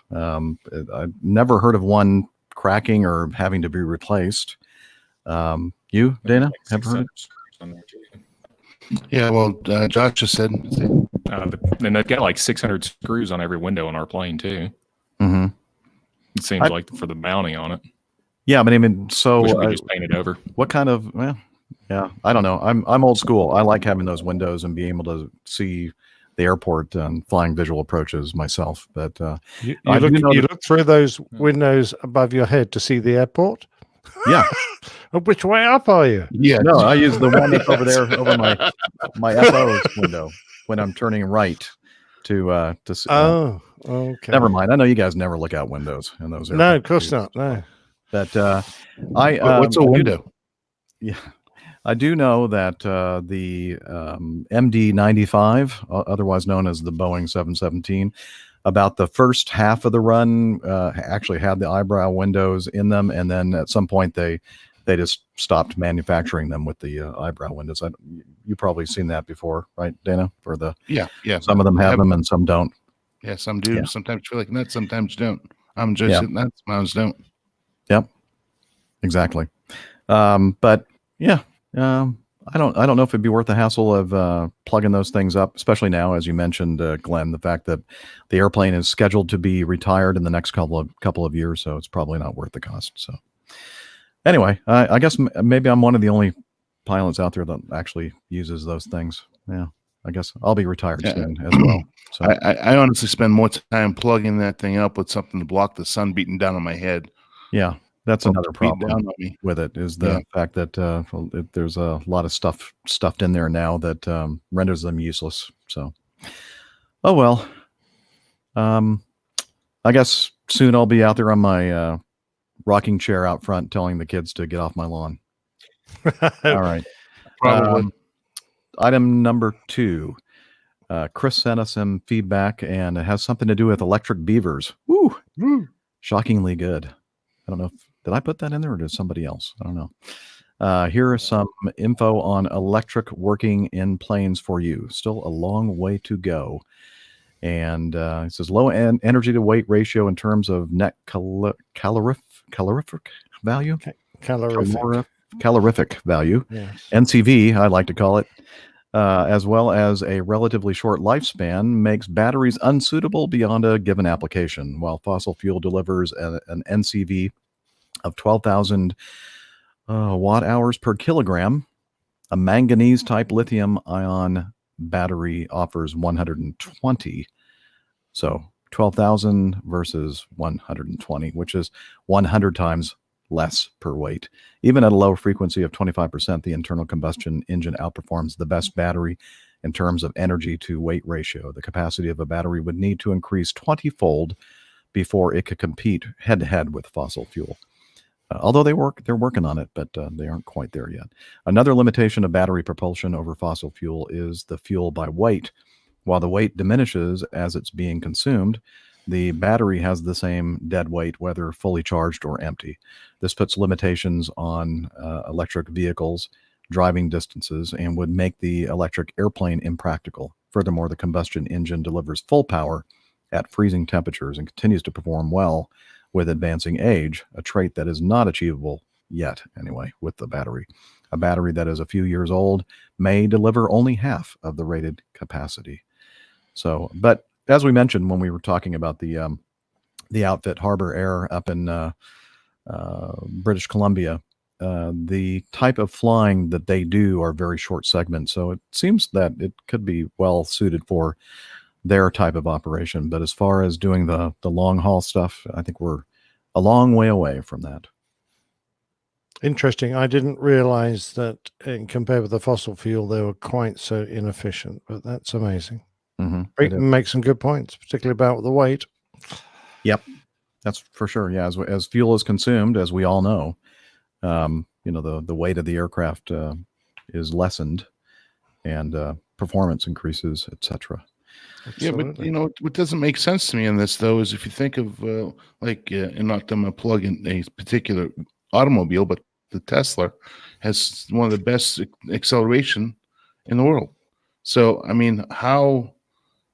I don't know. I don't get it because the combustion engine can't keep up, and it's far more.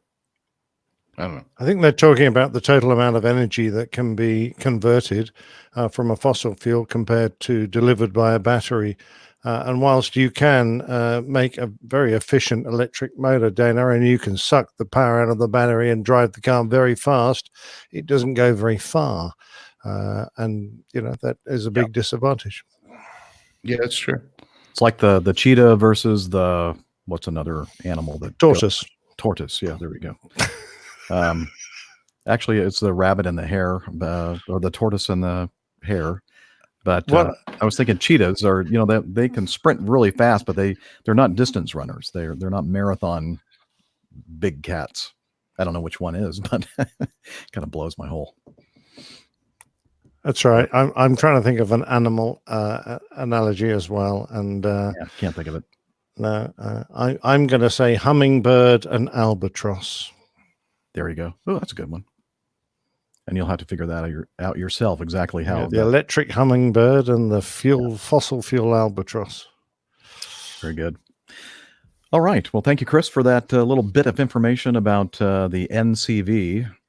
Did I get that right? NCV or NVC? NCV. Net calorific value. Yes, NCV. Yeah, I use that term every day, actually.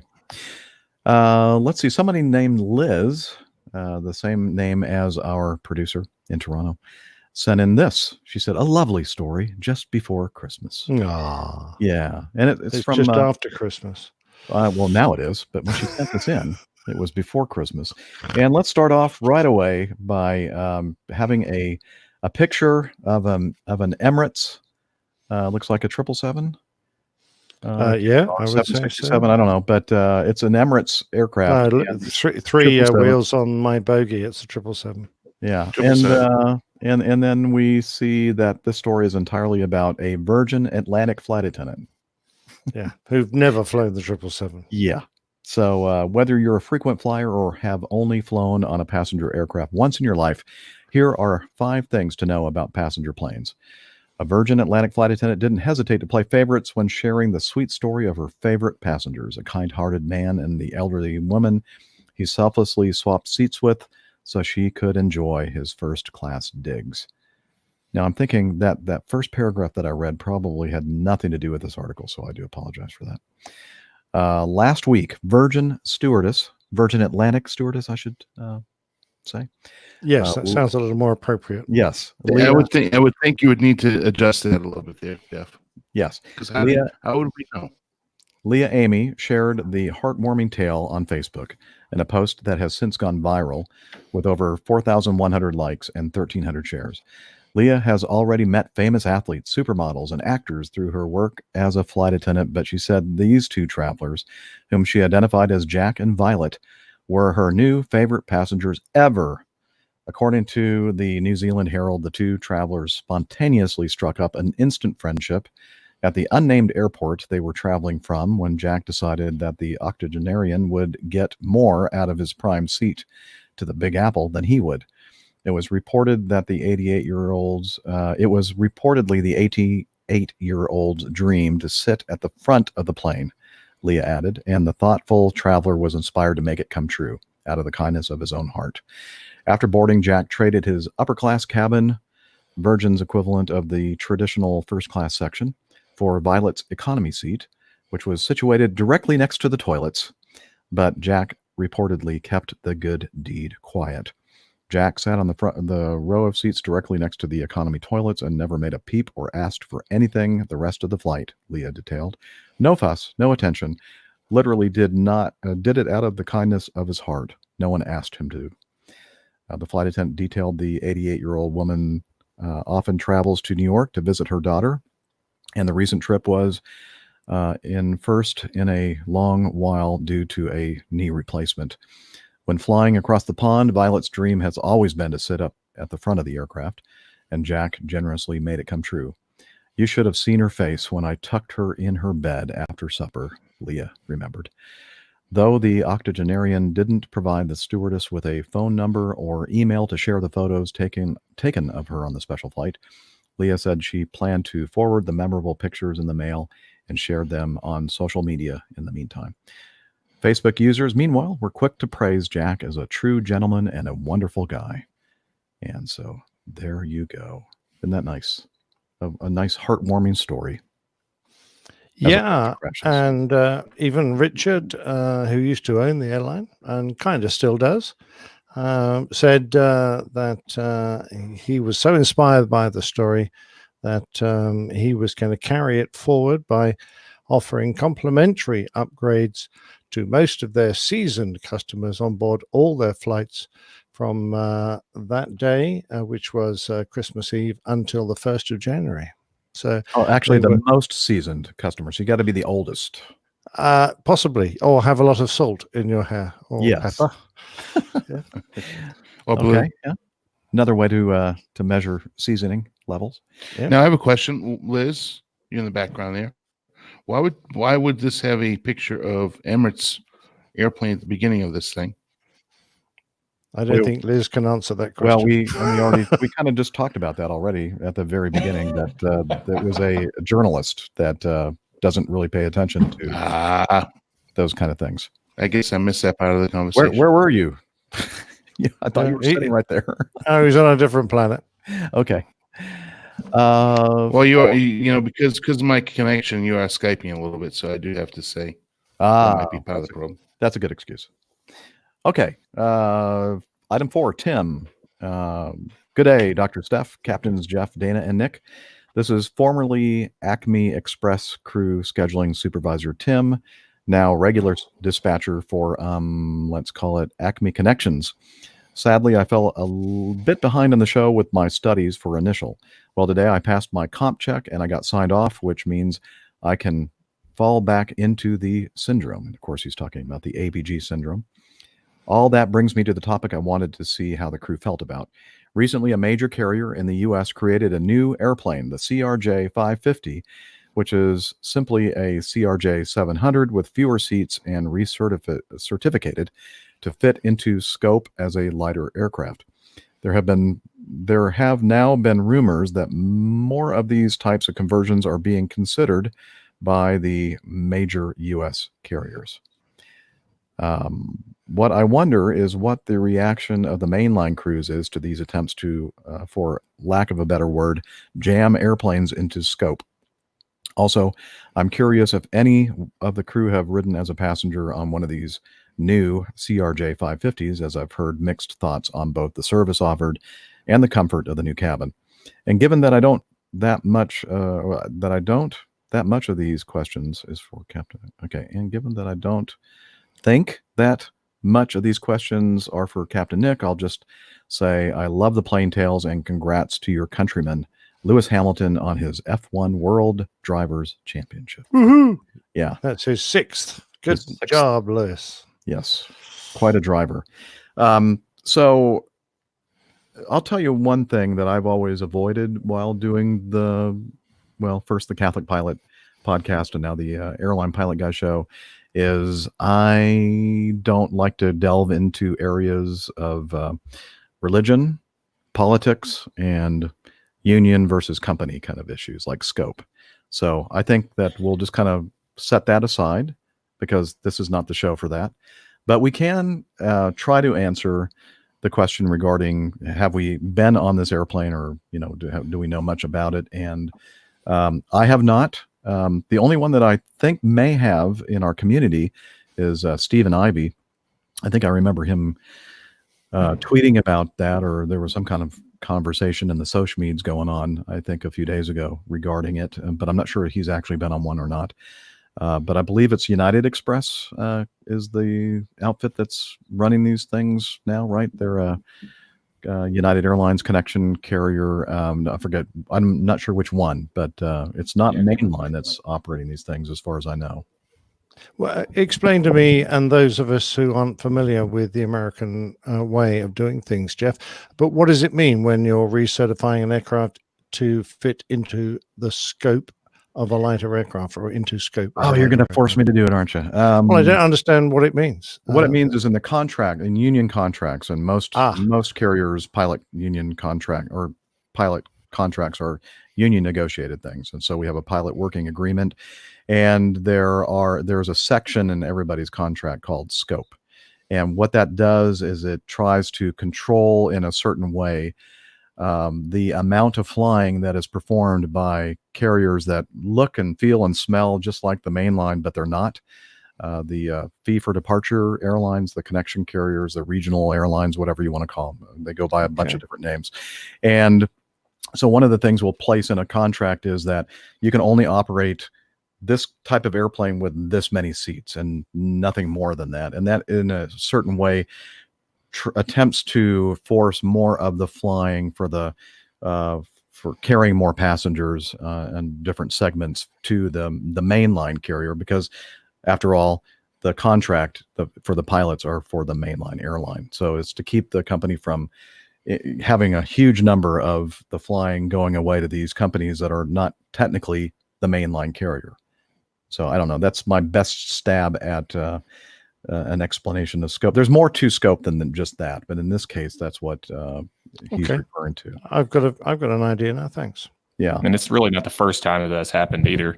Northwest Airlink back when they first started flying the CRJ200, they ran it under a 44-seat configuration, and I know they did something similar with the Embraer 175 due to the scope. I think it was United. It was either United or Northwest had with the max landing weight of the aircraft, so they just certified at a lower weight.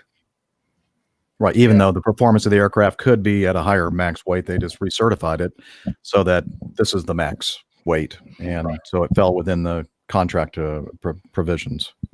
And ASA did the same thing. That we had 50-seat aircraft that had 44 seats on it. So, it's just a way of you said you want to leave it alone, and we're just going to leave it alone. So that's good. Yeah, that's without getting into all the stickly details and that kind of thing. Yes, this is more of the kind of conversation you'd have at the bar. Having a few beers with friends, talking about this kind of thing. I believe anyway. Work. It's true. So I see someone in the green room. Wow, who could it be? Looks like we have from her lakeside home in the Carolinas a doctor, skydiver, marathon runner, strength training junkie, IPA connoisseur, and Celebration Ale connoisseur, commercial multi-engine instrument rated pilot, Dr. Steph. Hey guys, I made it finally. Sorry for my tardiness today. I apologize. We knew that was going to happen anyway because it's Monday, and Monday is not a good day for me. But it works for everyone else, so we'll just make it work. So glad to see y'all. Glad to be here. Steph. Glad to be joining the conversation at the bar with a drink and getting into the weeds about recertifying aircraft, scope and contracts, and work. Love it. Yeah. Good stuff. Trust me, you don't want to get into the weeds of that. That's why everyone's here, though. You said that. I'm like, no, that's kind of why everyone's listening. They want to know about this minutia and stuff that would be, you think it would just be boring, but yeah, maybe it is. I don't know. To me it is. So, yeah, that's because it's your job. Yeah. So, Steph, did you have a nice Christmas holiday? I did. It was very nice weather here in the southeastern United States on Christmas Day. Didn't have any really big plans because that was the only day I had off of work. The entire week was just Christmas Day. Work. Yeah, it's a busy time of year for us. So I took a quick trip up to Great Smoky Mountains National Park. Couple hours drive away, took the dogs, did a little bit of walking around on some very easy trails, and then kind of just turned around and came back. But it was a nice day for it. So, and then yeah, this past weekend, every year, usually on New Year's Day, there's a big extended family get together in the Chicago area with all my aunts and uncles and cousins and all their extended family now too. It's a ton of people. I almost need name tags anymore because I'm like, I don't know who everyone is. the Great Foosball Championship? This is the Great Foosball Tournament. Yes. Mhm. And who you teamed with this year? Yeah, this year I was teamed with Linda. I probably should know who she's actually related to there, but I forget. It's just somebody that she's an extended relative. Yeah. And we made it through the first round. We took out Good some favorites in the first round, and then we were decisively defeated in the second round by a team that went on to the finals, and then it was a good final match. Actually, it was very, very close. It was very exciting. So Any cheating? Oh, there's always some cheating. There's always someone spinning them. I'm like, you can't spin the darn thing. Come on. But they usually lose anyway. If you're not cheating, you're not trying. Yeah, but it was good. Got to see family and easy in and out of O'Hare, so that was good. I only spent a few minutes in the penalty box on the way in for being early, but that was good. Yeah. Excellent. What'd you And get for any Christmas? yeah, did you get anything fun for Christmas? Not really. Yeah. Oh, No. God. I actually, you know what? One of the best is my dad. This will be a callback to earlier in the year. He got me a 50 states journal, so I can go back in and write all my notes about all the 50 states. Yeah, I was I've going been to to. say it's a bit late. You should have given it to you In when you advance, went so I to can your actually. first- That's okay. I can remember most of the. Actually, the states I haven't been to in a long time are the ones that are going to be hard to fill in, and an Atlas Obscura. So all the excellent. odd nooks and crannies of the world. So yeah, I love it. good gifts. I liked it. You know what we didn't talk about is any of our plans for New Year's, because that is actually New Year's Eve is tomorrow as we're now recording the show. By the time you're listening to this, however, it'll probably be past New Year's Eve and New Year's Day. But So happy New Year! Woohoo. Happy New Year! Yay! Dana, you having a party at your place? Actually, the neighbor, because I am working, one of the neighbors picked up the slack, and we're having a hoedown, lowdown, and drunk down. Okay. Have a blast. Sounds like fun. It's gonna be, and my in-laws actually should just about be pulling in to the homestead right now, driving in from Boston in their trek down to Florida for their winter solstice, and they will be joining us as they like to, and going to have a really fun time with them as well. So excellent. I know, Nick, you mentioned that you don't really do much for New Year's, and No, I've got to deliver a bed to my son in London on New Year's Day, so I shan't be staying up late. No. I'll have a beer and open a bottle of champagne or something probably, but that'll be it. Yeah, I'll text you at midnight. Happy New Thanks. Year! Is it mine midnight or your midnight? Because I'm not staying up till Yes. your midnight. Yes. Well, by the time ours rolls around, you might just be getting up anyway. So it's okay. Oh, True. good point. Yeah. Yeah. Steph, any plans? I don't know yet. Yeah, I don't either. Yeah, mine We're are. still, mine but are- the thing is always kind of hard for me and our family is the fact that our youngest that's her birthday is New Year's Eve. That's right. Not really sure exactly what the plans have not yet fallen in place yet. We're not sure what's going on. So Yeah, mine are dependent on a lot of things. Also, I only have Wednesday off, so that makes yeah, yeah. it makes it difficult. Yeah, it's okay to do something tomorrow night, but yeah, You know hard what? to do anything on New Year's Day. We should probably then just wait until the next episode, and then we can talk about whether we did have a great New Year celebration or not. Or not. So mine's already gonna be awesome. I can tell you. Yeah, well, okay, there you go. We're so happy for you. Yes, we are. Very. Can you tell? Hey, listen. I get to celebrate one holiday at least right around this time of year. Everybody else is enjoying it. I was working. I'm not working for change.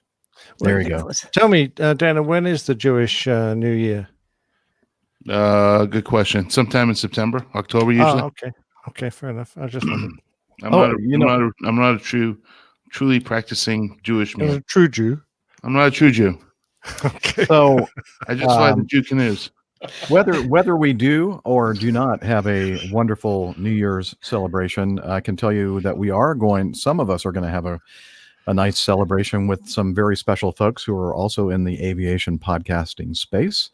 The PTUK, Plain Talking UK, they're celebrating their 300th episode coming up in about 10 days, 11 days, something like that. 12 days. Yep, 300. Woohoo. Is it on the 11th? On the 11th, yeah, Saturday, the 11th of January is the 300th episode celebration of the PTUK, and I'm planning on being there. And I know that Nick, you're going to be there as well. Yeah, and I've booked a hotel room already. It'll be in the Renaissance Marriott Hotel, just on the north side of Heathrow Airport.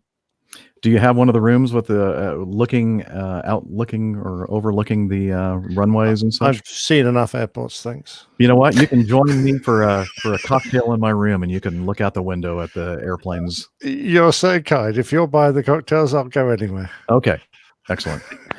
And all I right. made the threat that I'm waiting to see. Yeah. I may come over as well. All right. Oh, well, that'd be great. Well, who knows? Made the threat, maybe. Exactly what's going to happen here. Don't forget the microphone. Is that a threat?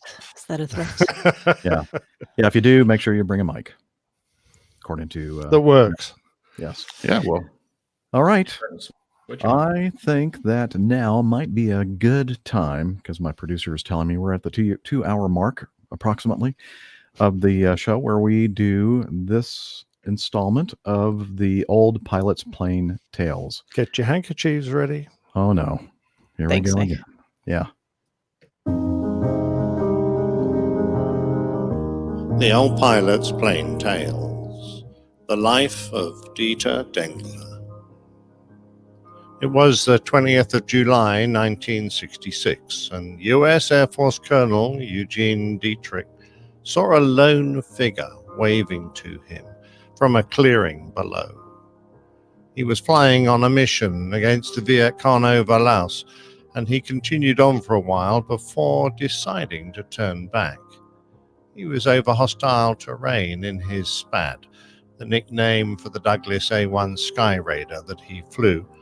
So why on earth would someone try to attract his attention? He found the spot again, and flying lower this time, he saw an emaciated man in rags desperately signaling to him. Beside him were the letters SOS spelt out with rocks. He reported his sighting, but was told to carry on with his mission. But the sight of this man pleading with him not to leave was so compelling. On his own initiative, he ordered 2 rescue helicopters to be scrambled. When the man was winched up, he could hardly be heard, but he whispered, "I'm an American. Please take me home." The man was Dieter Dengler. It had been 28 years earlier that Dieter had been born in the small German town of Wilburg in the Black Forest. He didn't know his father, since he had been drafted into the German army and killed on the Eastern Front during the First World War. He was close to his family, his grandparents, mother, and brothers, particularly after his grandfather, Hermann, had refused to vote for Adolf Hitler and was subsequently paraded around town with a placard round his neck to be spat on by the inhabitants. He was then sent to a mine to labor breaking rocks for a year. Dieter grew up in extreme poverty and was apprenticed to a blacksmith who beat him regularly, something, he said, that taught him to be tough and self-reliant. It was watching the Allied fighters during the Second World War, particularly one that flashed past his window, guns blazing, that planted the seed for Dieter's desire to become a pilot. It seemed an impossible dream for an impoverished kid in Germany, but he had spotted an advert in an American magazine asking for young men to volunteer for service. A family friend agreed to sponsor him, and he was taught English by a retired Wehrmacht general. But Dieter lacked money for the passage. In his spare time, he scavenged metal from dumps and sold it until he could afford a ticket. In Hamburg, waiting for the ship to sail, he survived on the streets with no spare money for food, and then in Manhattan he did the same, until he could find a recruiter who would take him seriously. Finally, he was taken into the Air Force. He spent his first couple of years doing little more than peeling potatoes before he was sent to the motor pool as a mechanic, and then on to become a gunsmith. Although he passed his tests for an aviation cadetship, he was told that only college graduates would be accepted, and then his enlistment was up, and he was back on the streets. He worked in a bakery and then managed to enroll in the San Francisco City College, where he studied aeronautics. After 2 years of unbelievably hard work, he applied to the Navy Aviation Cadet Program and was accepted. On his first flight, he knew that air sickness might lead him to being washed out. As the instructor threw the little trainer around, Dieter knew he was going to be sick, so he vomited into his flying boot and then put it back on. His instructor could smell something, but with no evidence, Dieter was allowed to continue. After months of training, he finally graduated with his wings and was overjoyed to be sent for training as an attack pilot on Sky Raiders, and then on to VA-145. In 1965, his squadron joined USS Ranger, and after sailing to the coast of Vietnam, he was moved to Yankee Station for operations against North Vietnam. Weapons and military material were being transported to the Viet Cong forces through Laos, and the communists were ramping up their infiltration along the Ho Chi Minh Trail. In February 1966, Dengler was engaged on what were then classified missions to bomb the trail in an attempt to halt the flow of supplies. It was dangerous work. His skipper had taken up the first flight and returned with several panels in his wing shot out. Other pilots had already been shot down. Heavily loaded with bombs and fuel, Dieter followed the other three in his formation northwest until they crossed the coast into Vietnam. The weather was bad, with monsoon rains pouring down, and he had to tighten his position up until he was wingtip to wingtip just to see his leader. The weather was so bad, they were forced to turn away from their primary target, so they climbed up into clear air and set course for the alternative in Laos. They flew across Vietnam and then halfway over Laos, and eventually the heavy clouds dropped away and the weather improved. Dieter could now see the dense foliage below. There was an occasional row of sharp white-looking cliffs rising at least 2,000 feet into the air, but the rest was just as expected, dark, impenetrable jungle. The air looked dry and tinged yellow from crops burning below. After nearly 2.5 hours airborne, they neared the target, and Dengler put his master arms switch to live. The leader called rolling in, and he tried to find the road junction beside the anti-aircraft gun emplacements that were their target. He saw his leader's bombs explode, and he rolled into a dive from 9,000 feet to attack the same spot. Just as he inverted to pull down, his Sky Raider lurched as it was hit, and then he needed both hands on the stick to keep control, but he continued to take aim whilst yelling at the top of his voice. The aircraft jumped as the weight of the bombs disappeared, and as he pulled hard to bring his nose up, 2 more blinding explosions threw the aircraft out of control. With his propeller slowing and the noise of his engine dying away, he decided to abandon the Sky Raider, but with more explosions around him, he changed his mind and would ride the machine down to a crash landing. Seeing a long ridge, Dieter thought that if he could make it over, he would be able to land in the valley beyond. Jumping was now impossible. He was too low. He was also too low to get over the ridge, but then he jettisoned his fuel tanks and the Sky Raider ballooned up over the trees, and he just made it. But in front wasn't the clear valley he hoped for, just more jungle, apart from a small clearing and a few huts. He aimed for the little patch of ground, but he had too much speed and it looked very short. Trying to get down, he hit a large tree and the wounded aircraft cartwheeled into the ground.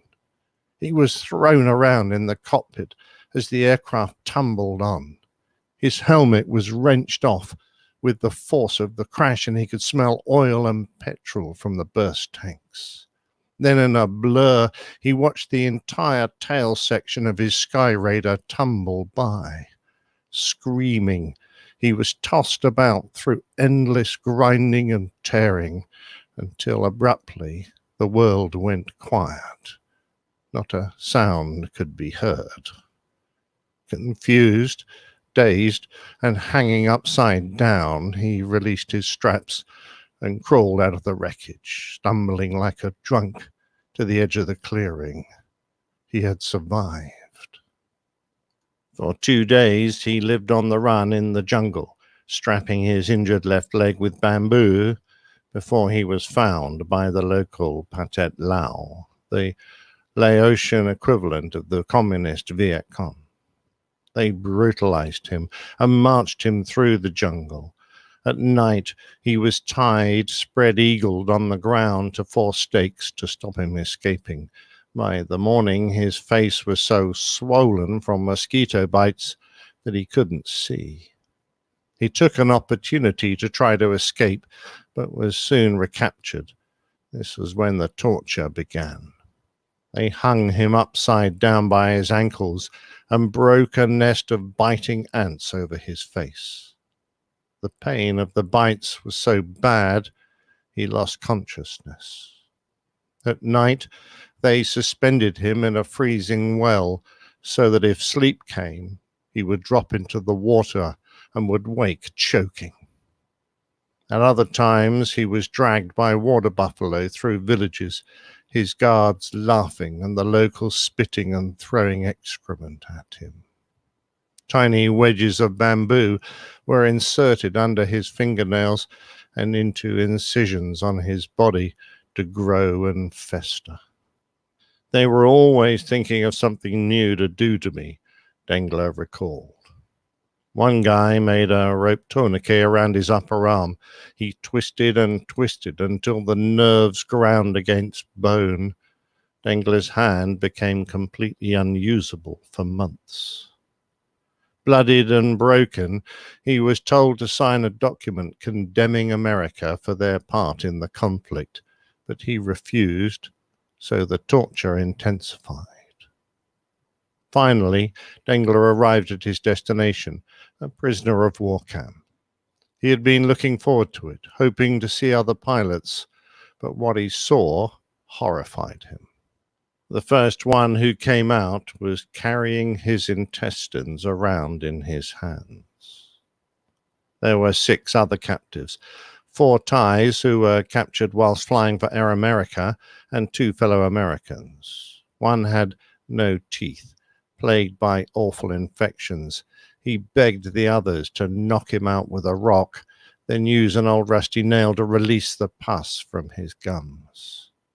The others had been there for over 2 years, and as Dengler looked at them, he realized that he had to escape. After a while, the food began to run out, and they were given just a single handful of rice to share, whilst the guards would stalk deer. When they shot one, they pulled the grass out of the animal's stomach for the prisoners to eat and kept the meat for themselves. The prisoners' only treats were snakes they occasionally caught in the latrine, or the rats that lived under their hut, which they sometimes speared with sharpened bamboo. Nights brought their own misery. The men were handcuffed together and shackled to medieval-style footblocks. Amongst their other ailments, they suffered chronic dysentery and had to lie in their own excrement until the morning. Whilst he was there, Dengler witnessed his captors behead an American Navy pilot and execute 6 wounded Marines. After several months, food became so scarce that even the guards began to suffer. The prisoners overheard them saying that they wanted to return to their own villages. To cover their abandonment of the camp, they were going to shoot the prisoners and pretend that they had tried to escape. Dengler and the others realized that they would have to fight for their survival, and they began planning an escape. They built a little model of the camp and memorized the guards' movement. They knew that more Pathet Lao troops were about a 3-hour march away, and they rarely had visitors, so the plan was to grab weapons and take over the camp. Then they would signal to the C-130 flare ship that frequently flew overhead at night. They loosened the posts of the hut by mixing the earth with urine to make the ground soft, and they quietly dug a hole under the fence, which they covered with foliage. Their plan was to use the guards' mealtime to creep out and grab their rifles when they put them down to get their food. The day before their attempt, Dieter was given a severe beating for stealing the husk of a corn cob that had been thrown to a young pig to eat, even though it was covered in excrement. Dieter was dragged out of the hut and beaten with a rifle butt by one of the guards, and then all the others joined in. The next day, the plan was put into action, but they had to abort the attempt when 2 guards unexpectedly failed to turn up at the kitchen. The following day, they tried again. It was do or die, either by gunshot or starvation. Dieter had learned how to undo the handcuffs and released everyone. He was the first out of the compound, crawling under the fence, and he gathered the guns to arm 2 of the Thais who followed him. Then, with a US M1 rifle in his hands, he made for the guard hut, where they knew they kept a Thompson submachine gun. They didn't want to fire any weapons, since the sound would travel down the valley and alert the villagers there.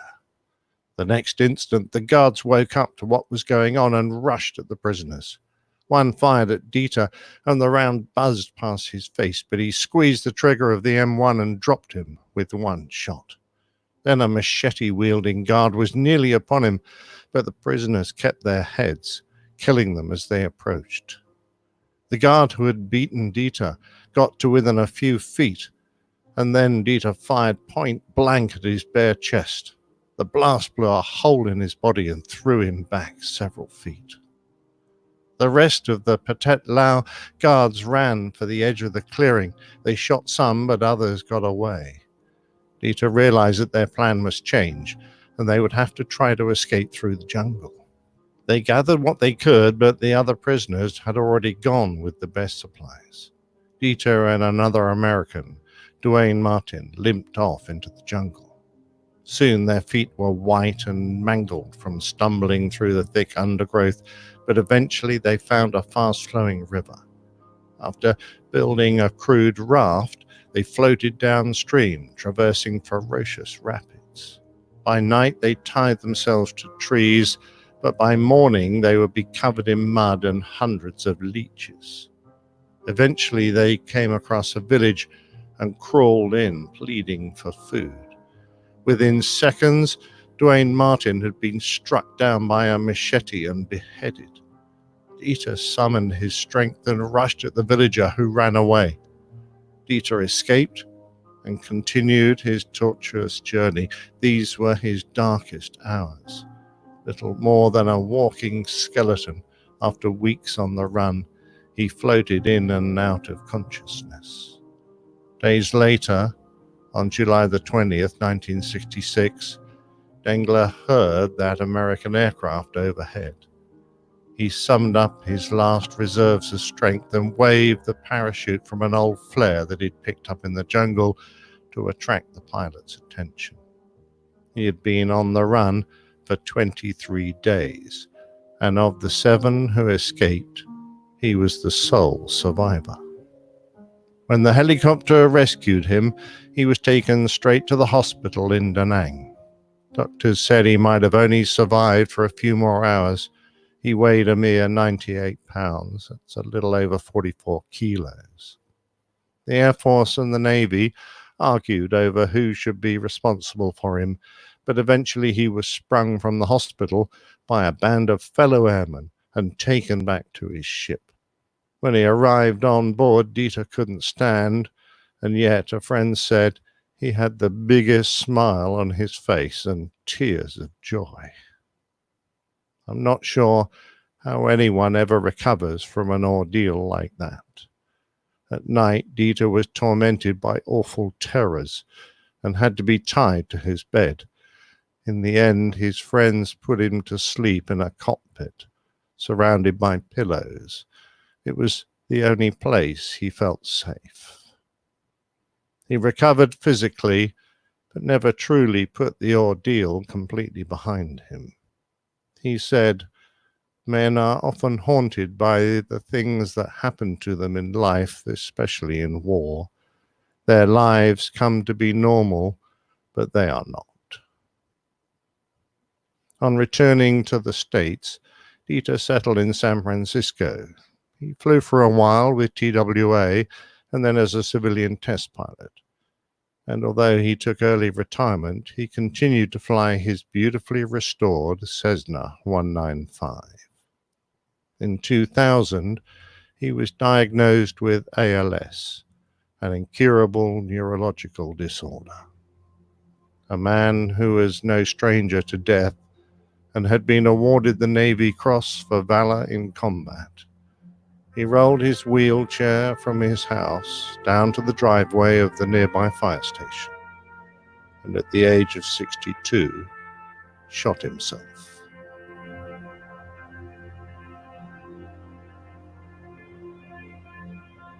He was buried in the Arlington National Cemetery with full military honors.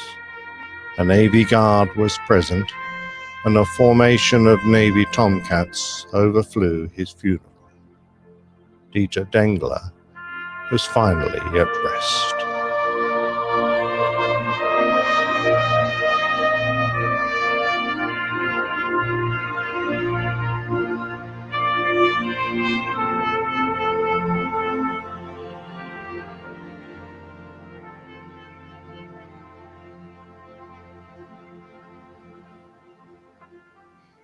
Wow. What a story.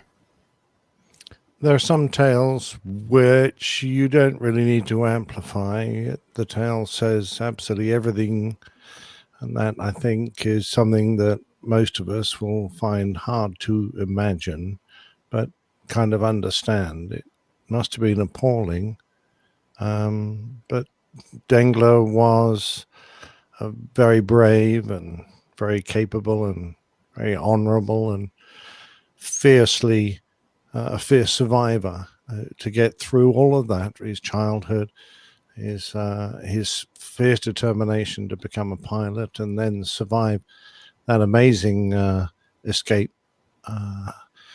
So, you know, his life was full of tragedy. I'm sure there were bright spots that made him, you know, happy to be alive. But I think those months in captivity were just probably too much for him at the end.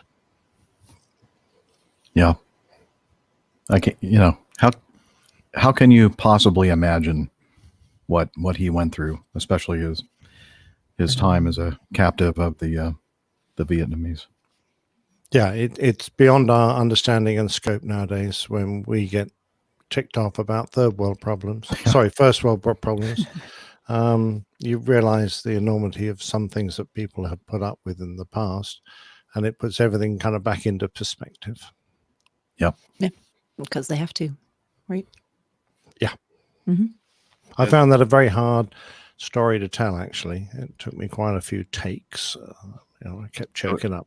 That was very, very touching. I mean, it's, yeah, wow. I'm kind of speechless. Okay. Well, as you said, sometimes less is more. Yep. So I think we should move on then and continue with our feedback. And the next one we have in the folder is number 5 from Teresa. English, please, she says. Hey, APG crew. Let's see. Now I'm not sure how to. This is Dana's friend, yes? Oh, I can read it for you. Dana. Or do you have access to number 5? I sure do. I have 5. I'm just hoping that my on Skype too bad here. So far, I can hear you now. Okay. Okay. Hey, APG crew. As I can hear her voice in my mind.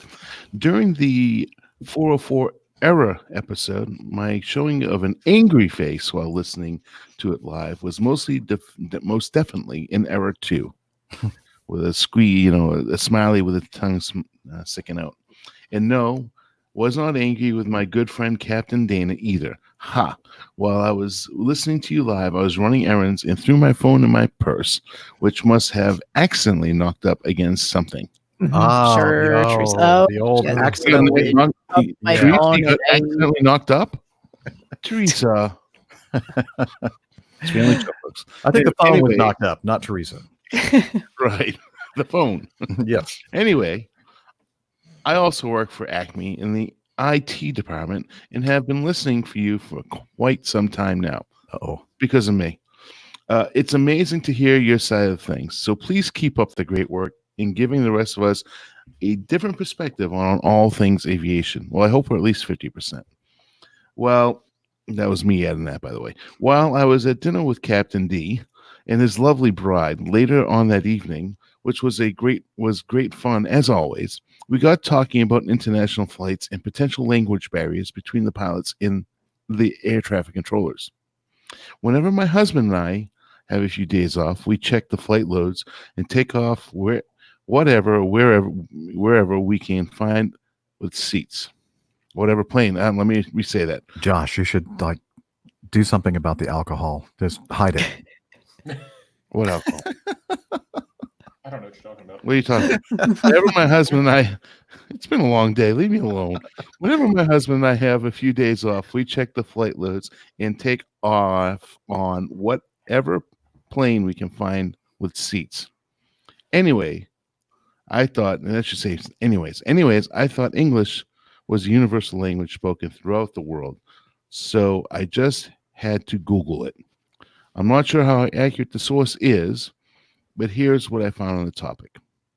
In 1951, when the international air travel really started to take off, the ICAO, International Civil Aviation Organization, recommended that English be the standard language for aviation communications. Why English?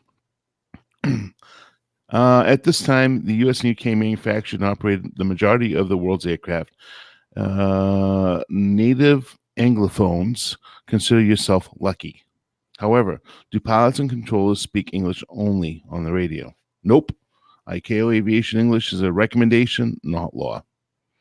Also, although English is common, we often hear other languages on the radio. ATC controllers in the Canadian province of Quebec are famous for speaking both French and English. A friendly, properly accented bonjour, Montreal Center. Did I do that right, Liz? Bonjour, Montreal Center. No, she's from Toronto. She wouldn't know. She is from Canada, though, so she probably can do A. She can probably do a better A than I can. I thought it was Montreal. Bonjour, Montreal. Bonjour, Montreal Center. When checking in, we'll let you know how you prefer your French. In the interest of aviation safety, I always say... Sorry, do carry on. I'm sorry. I didn't hear what you said. It's not important.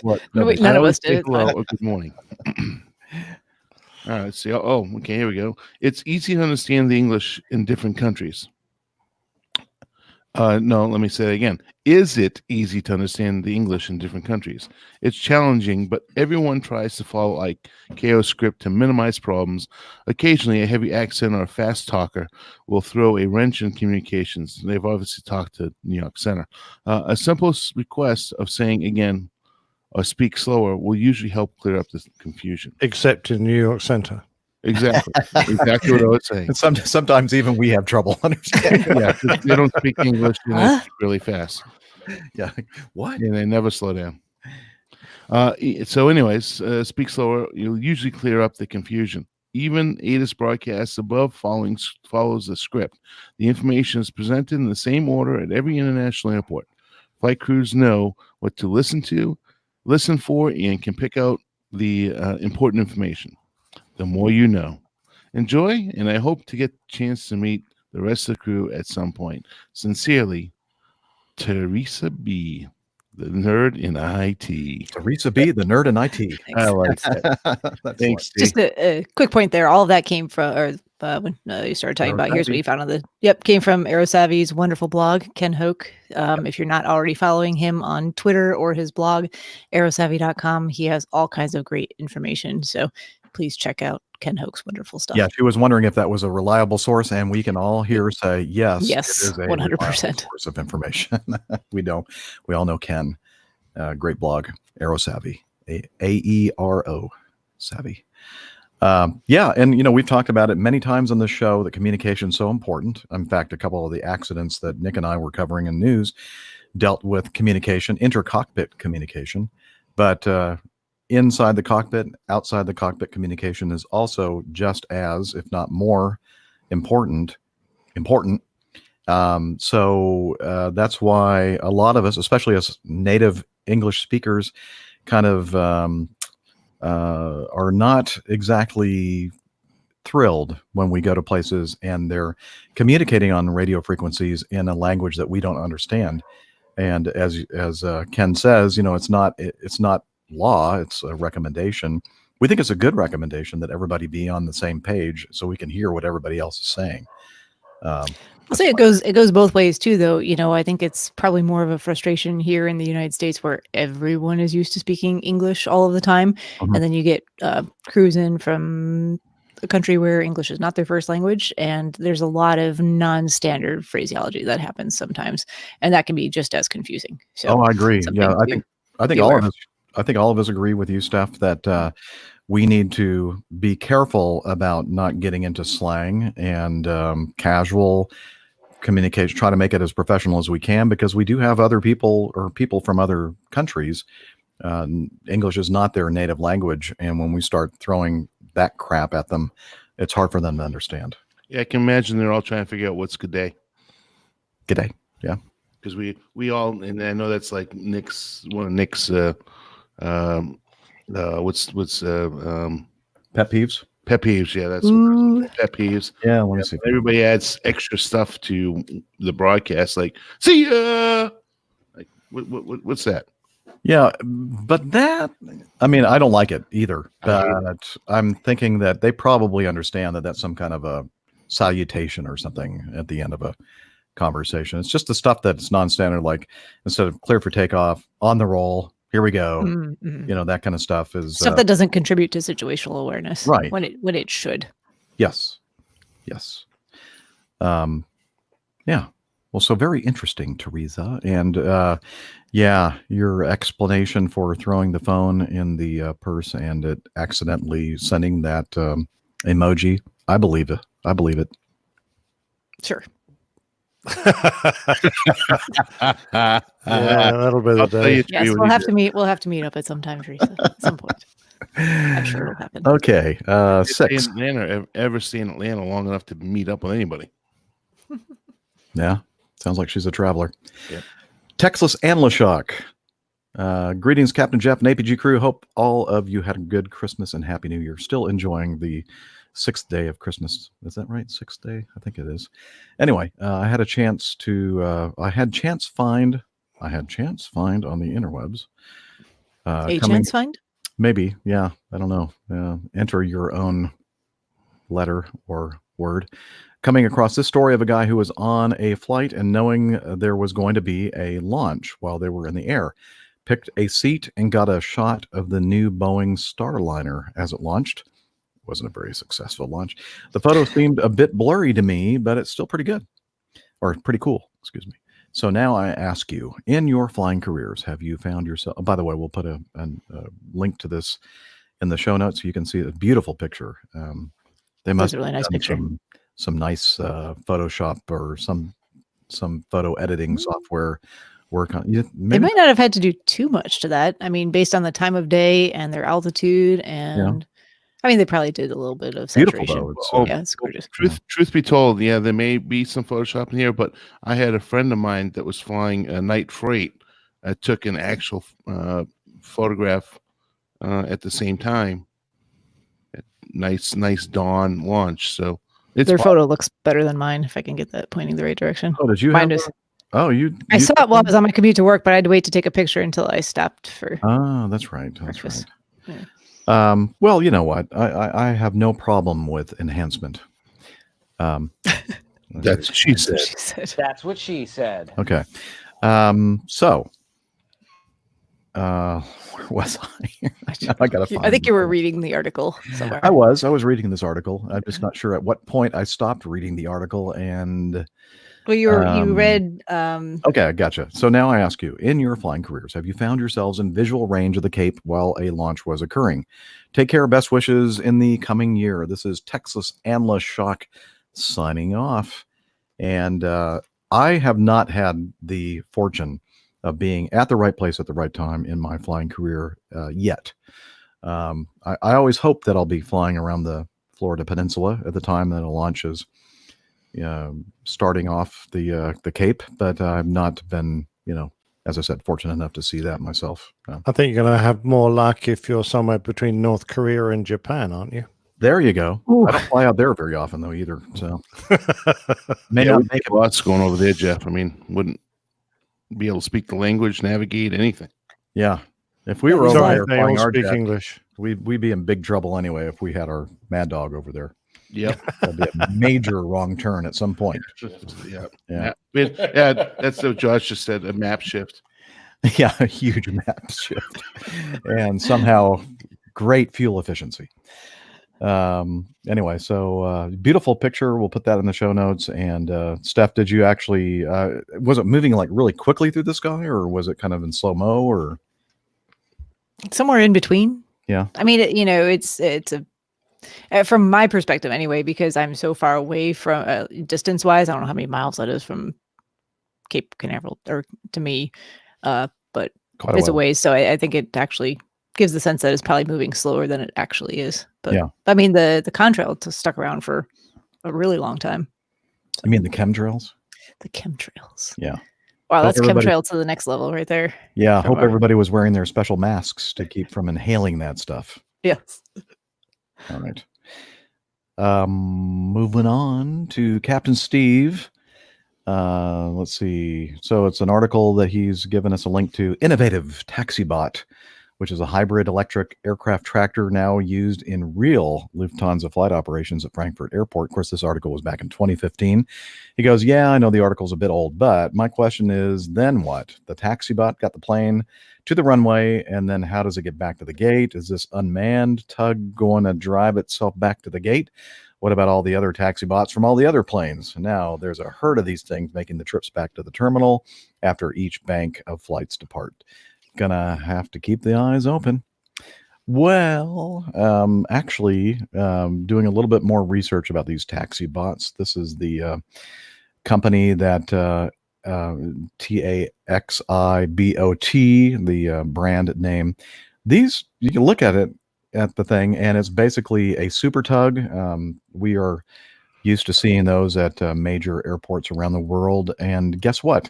These taxi bots are not autonomous bots or even semi-autonomous. Guess what? They are manned bots. So each video that I was able to find on the internet, there were two people in the cab of this super tug like machine. The only thing that was different about what we are used to seeing in our present world in airports that don't have these taxi bots is the fact that this super tug device, once the nose wheel is in position, the pilots can activate their steering tillers, which actually turns the nose wheel, and then that translates into the tug actually moving. So you can basically, the pilot is in control of the tug all the way out to the end of the runway, and then at the point where it releases, moves out of the way, well, then these people that are in the tug drive it back to the ramp. And as we've mentioned many times on the show before, I'm not sure that it's as efficient as they make it out to be, because especially these new generation engines, these pure power, the geared turbofan engines, take quite a while to start. Several minutes. Yeah, many minutes, like 2-3 times longer minimum than a regular non-geared turbofan engine does. And it requires a certain amount of time for everything to warm up and everything else. So I'm not sure whether or not that these things are going to make that big of an impact. Now, there are systems out there that are different than the TaxiBot systems. There's a couple that they mentioned in this article. Wheel Tug is one, and can't think of the name of the other one, where one is actually a system that is built into the airplane itself, and it's actually part of the nose wheel system. That's the Wheel Tug, I believe. And so that stays with the airplane the whole time. So there's no tug required at all. And the problem with that system, or the downside of that system, is the fact that it adds a lot of extra weight. And so you have to kind of consider that when you're deciding whether or not to use this kind of system. The other system, I can't think of the name, maybe you can remember, Steph, is one that's actually mounted on the main landing gear. But again, it has the same drawback of the wheelbot, or the wheel. There's some other one that we talked about recently too that was like actually built into the in Oklahoma taxiways. Right? I don't remember the name of it or whatever, but I can't either. Something odd. It was just a idea for it, but that might be more viable. Although the infrastructure needs to be radically. It's a lot of infrastructure because it's all underground and everything else. So. I like the system where they actually use two large jet engines on the aircraft there to actually push the airplane forward, and then they just freewheel out to the end of the runway. That's strange. It doesn't use much fuel so long as there's no one in the way. So I think the biggest problem is just queues at the threshold of the runway, getting people on. It's long queues of aircraft. If we could get that process shortened, we wouldn't need any of this fancy technology. And have you seen, like with the super tugs, how long it takes them to actually mate up to the airplane and then disconnect and everything? It's not like it just goes and they're out of there driving back to the ramp. It takes quite a bit of time for all that to occur. It's a long mating process. A long mating process. Gotcha. Which I enjoy. So at your age, it's probably the best. Oh, I was going to say something so bad. I'm glad you didn't. Makes my post-podcast editing so much easier, Dana. Yes, I'm trying to be kind and gentle. Kind and gentle. That's important in many aspects of our lives. Okay. Larry sent us a cartoon. Oh, the old geezer, yeah. The old geezer from Tulsa. That's where all say that just as lovingly as possible, Larry. Yeah. Actually, he says, no, it's not old geezer, it's just geezer. Oh, just geezer. Yeah, he's a little sensitive about that. Sorry. My bad. Do I read the cartoon? I guess I guess it's best to see it in its graphic presentation by clicking on the link in the show notes. But here, I'll do my best.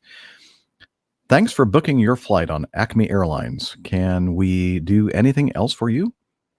Yes, one question. Are there any nuns on the flight? I have no way of knowing that, sir, but why does it matter? Well, I figure it's safer given that nuns are immortal. I believe nuns die, sir. Say what? I need to go now, sir. Wait. Is Cher on board? Okay, see, because Cher is immortal. A nun? Seems to be immortal. Yeah. Definitely not a nun.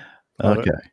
Thank you very much, Larry Geezer in Tulsa, Oklahoma. I'll have to put that in the show notes so people can appreciate it. Yeah, you'll appreciate it more when you see the actual graphic presentation.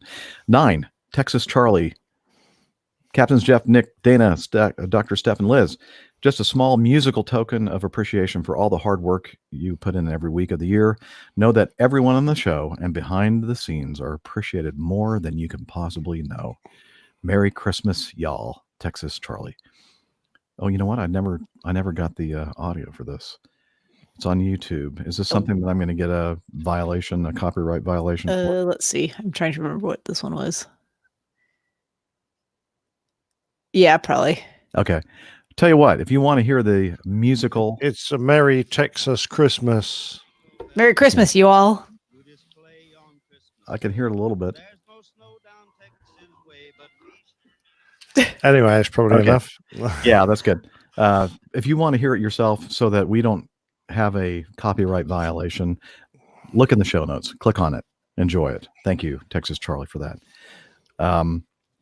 Oh, we were talking about in earlier episodes about nicknames for airplanes, and several kind of follow-up nicknames were sent in from Ben, Steve, Colin, and Mike.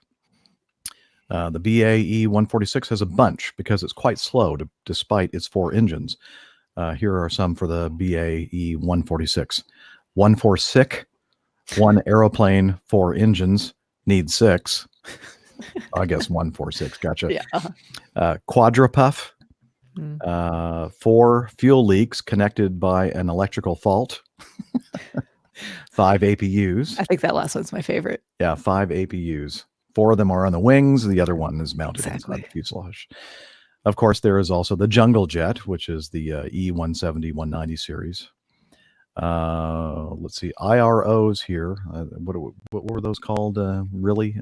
Something relief officer. Yeah. Are either cruise relief FOs at Acme Red South or second officers at Marsupial Airways. The former are nicknamed cruisers. The latter, sandwich officers.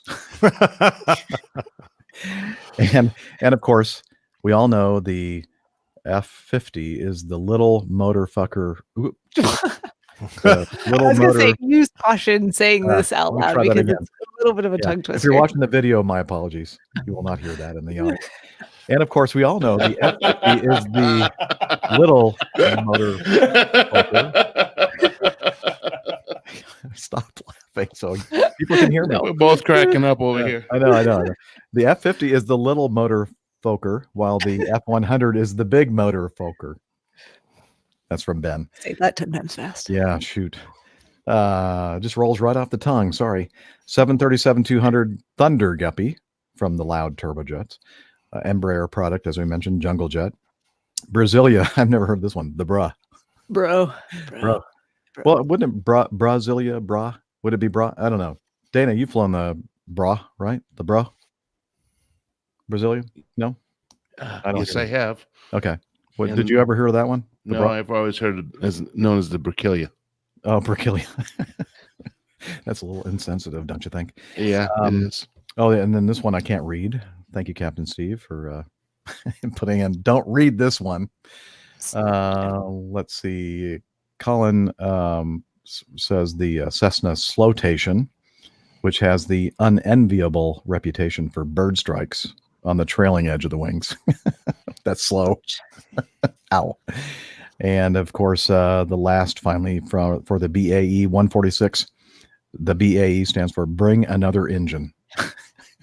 Very good. Not a lot of love for the BAE 146, is there? You know what? It was interesting. I flew like once, I think, on it as a passenger, and when the flaps were either extending or retracting, or maybe both, there's a certain point where they get into their travel where it creates this. It's like the box of candy that's empty, and you blow into it, and go just that weird noise that, like a howling noise, or it's hard to describe. But I kind of looked around like, is anybody else concerned about this? Because it's really not a sound I've ever heard on an airplane before. But apparently they say that's kind of perfectly normal. Fine. Yeah. All right, moving on. Liz is warning me we only she would like us to get to number 13. Definitely. We have to get to 13? She said, please do 13. Okay. Well, 13 or 12, Liz. Hold on. Let me read the.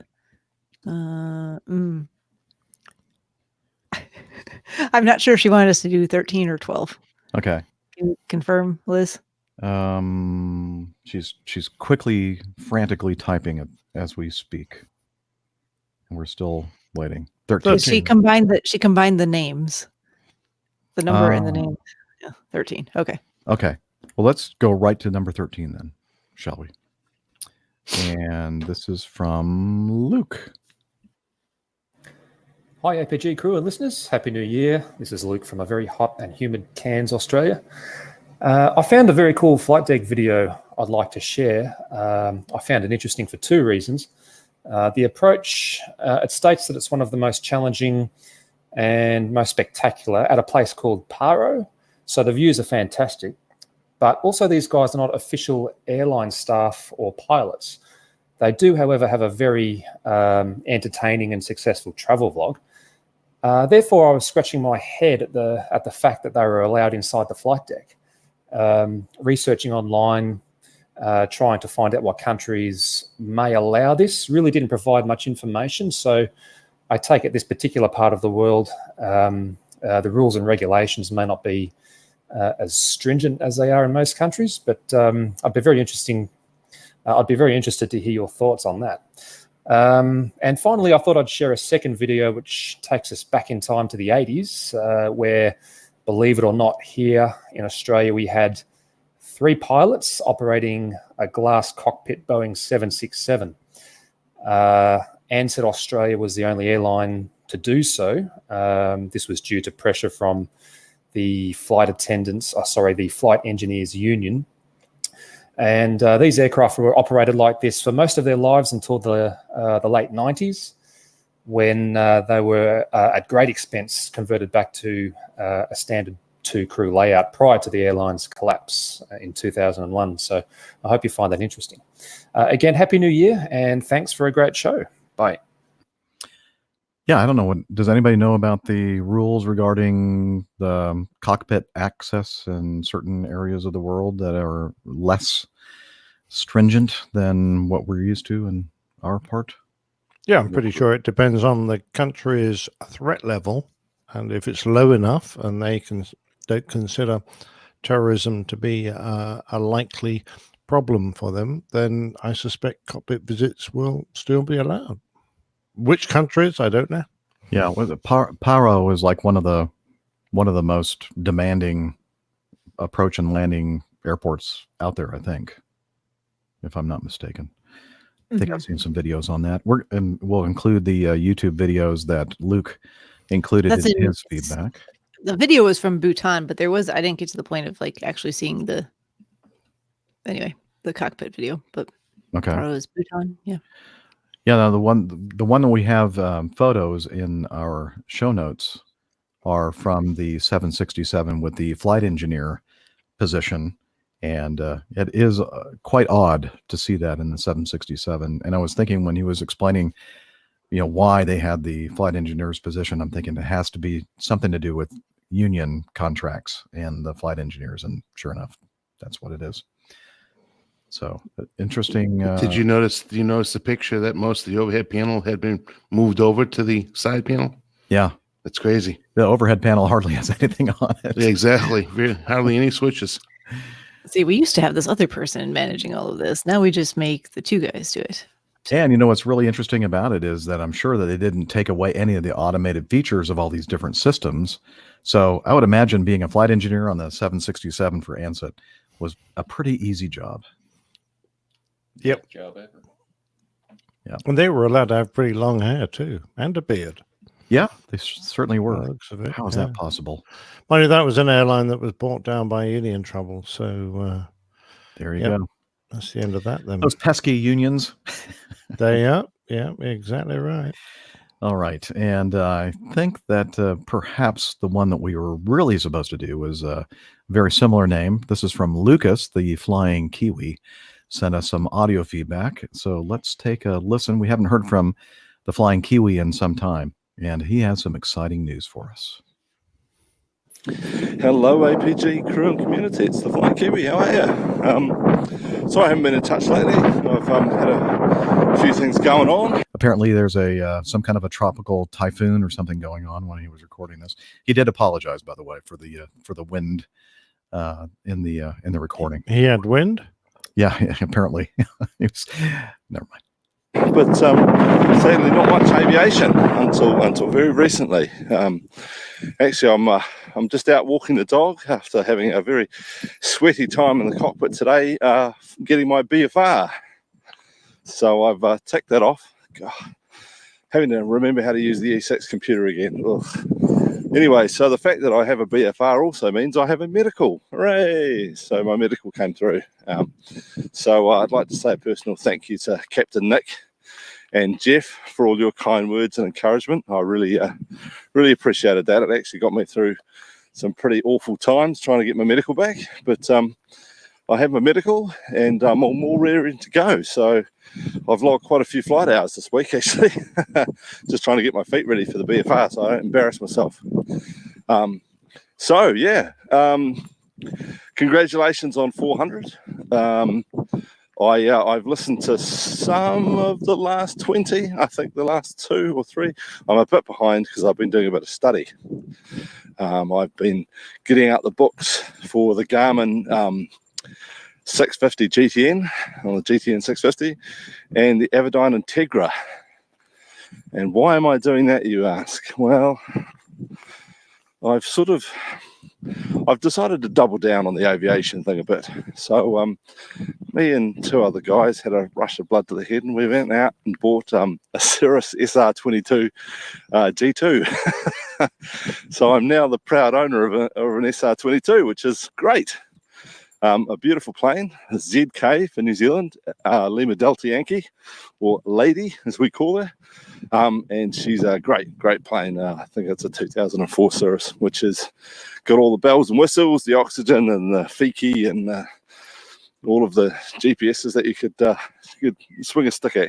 So yeah, it's a great plane to fly. I've already logged 3 hours in it. So I've got my rating, but I just need another 2 to satisfy the insurance company, because we need 5 hours PIC, which is great.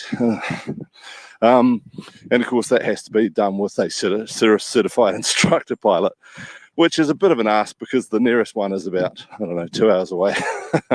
So we either have to fly to him or he has to fly to us. So it's challenging trying to get that 5 hours. But anyway, I'm back in the air and in my own plane, which is very scary, although I have TCAS, so if you've got a transponder, you should be safe.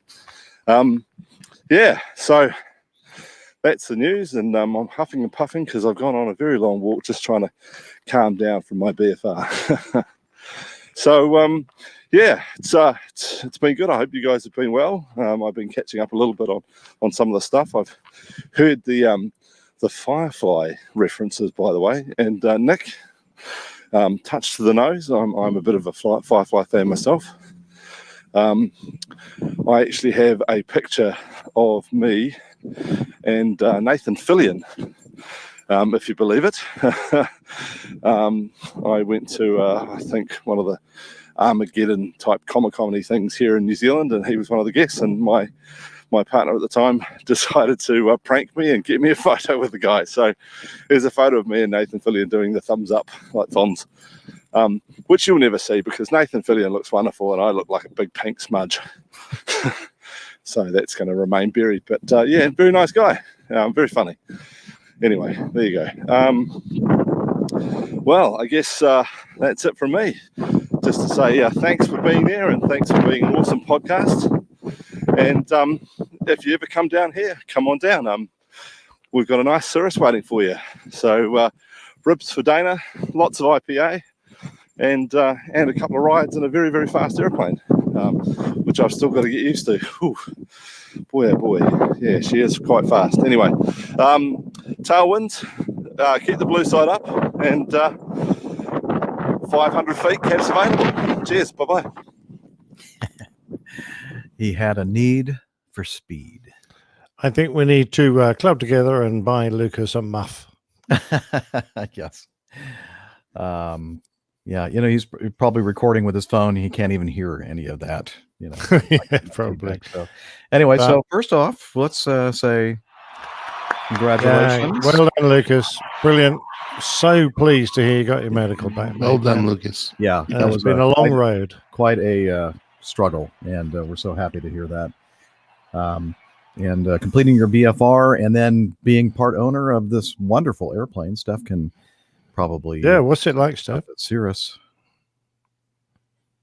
You're muted. And now Steph. I said I'm a big fan of the Cirrus. It's a lovely airplane. Sorry. It's because I was eating cookies while I was listening to that audio. I didn't want to be caught you crunching. I know. Yeah. Okay. Yeah. So is it quite a bit faster than most GA airplanes that you can be. I mean, with a tailwind, I've seen 206 knots. I think that's cheating. Talking about over the ground, but like 155. Yeah. Yeah. No, not when you're in the pattern necessarily. I mean, if you open up the taps though and try and what will it top out at? Top out at? Yeah, how fast can you get it? What does it red line at? Yeah, I had. It's been a while since I've actually flown it, so I'd have to go back and look. But I think it's in the 190s. I was gonna say 180, but yeah, probably close to 180. Okay, So well, that's is a pretty Mooney, nippy. is a I mean, Mooney if you're gonna, faster, right? what's that? Is a Mooney faster? I've never flown one. Perhaps. Oh, okay. Stephen, is a Mooney faster, mate? Did you get his answer? Stephen with us? He's not there. Just when you need him. All right. And 500-foot caps, is that the standard, or is that like an enhancement? Is 500 feet the standard? That's standard. Okay. Yeah. Very cool. So he followed up by saying, I now have the rating for the Cirrus in 10 hours on type. It's a beast. I overhauled or outran a Cessna Caravan the other day coming out of a parallel airport, which got a few comments from controllers who were trying to fit me behind. I was 10 miles ahead. Loving the show and almost caught up. I hope things are better for you. Merry Christmas. So, thank you. Everything is fine over here, Lucas. And always great to hear from you.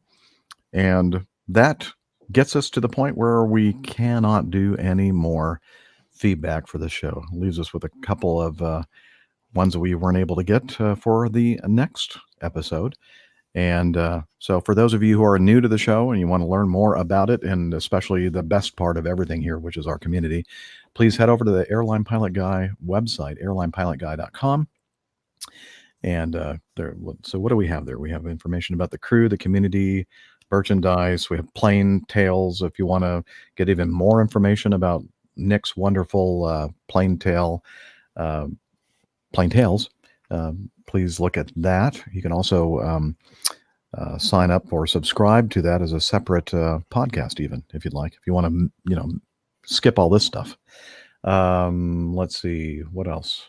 Coffee Club or Coffee Fund, etc. Lots of stuff over there on the website, so please check it out. And we're also on the social medias.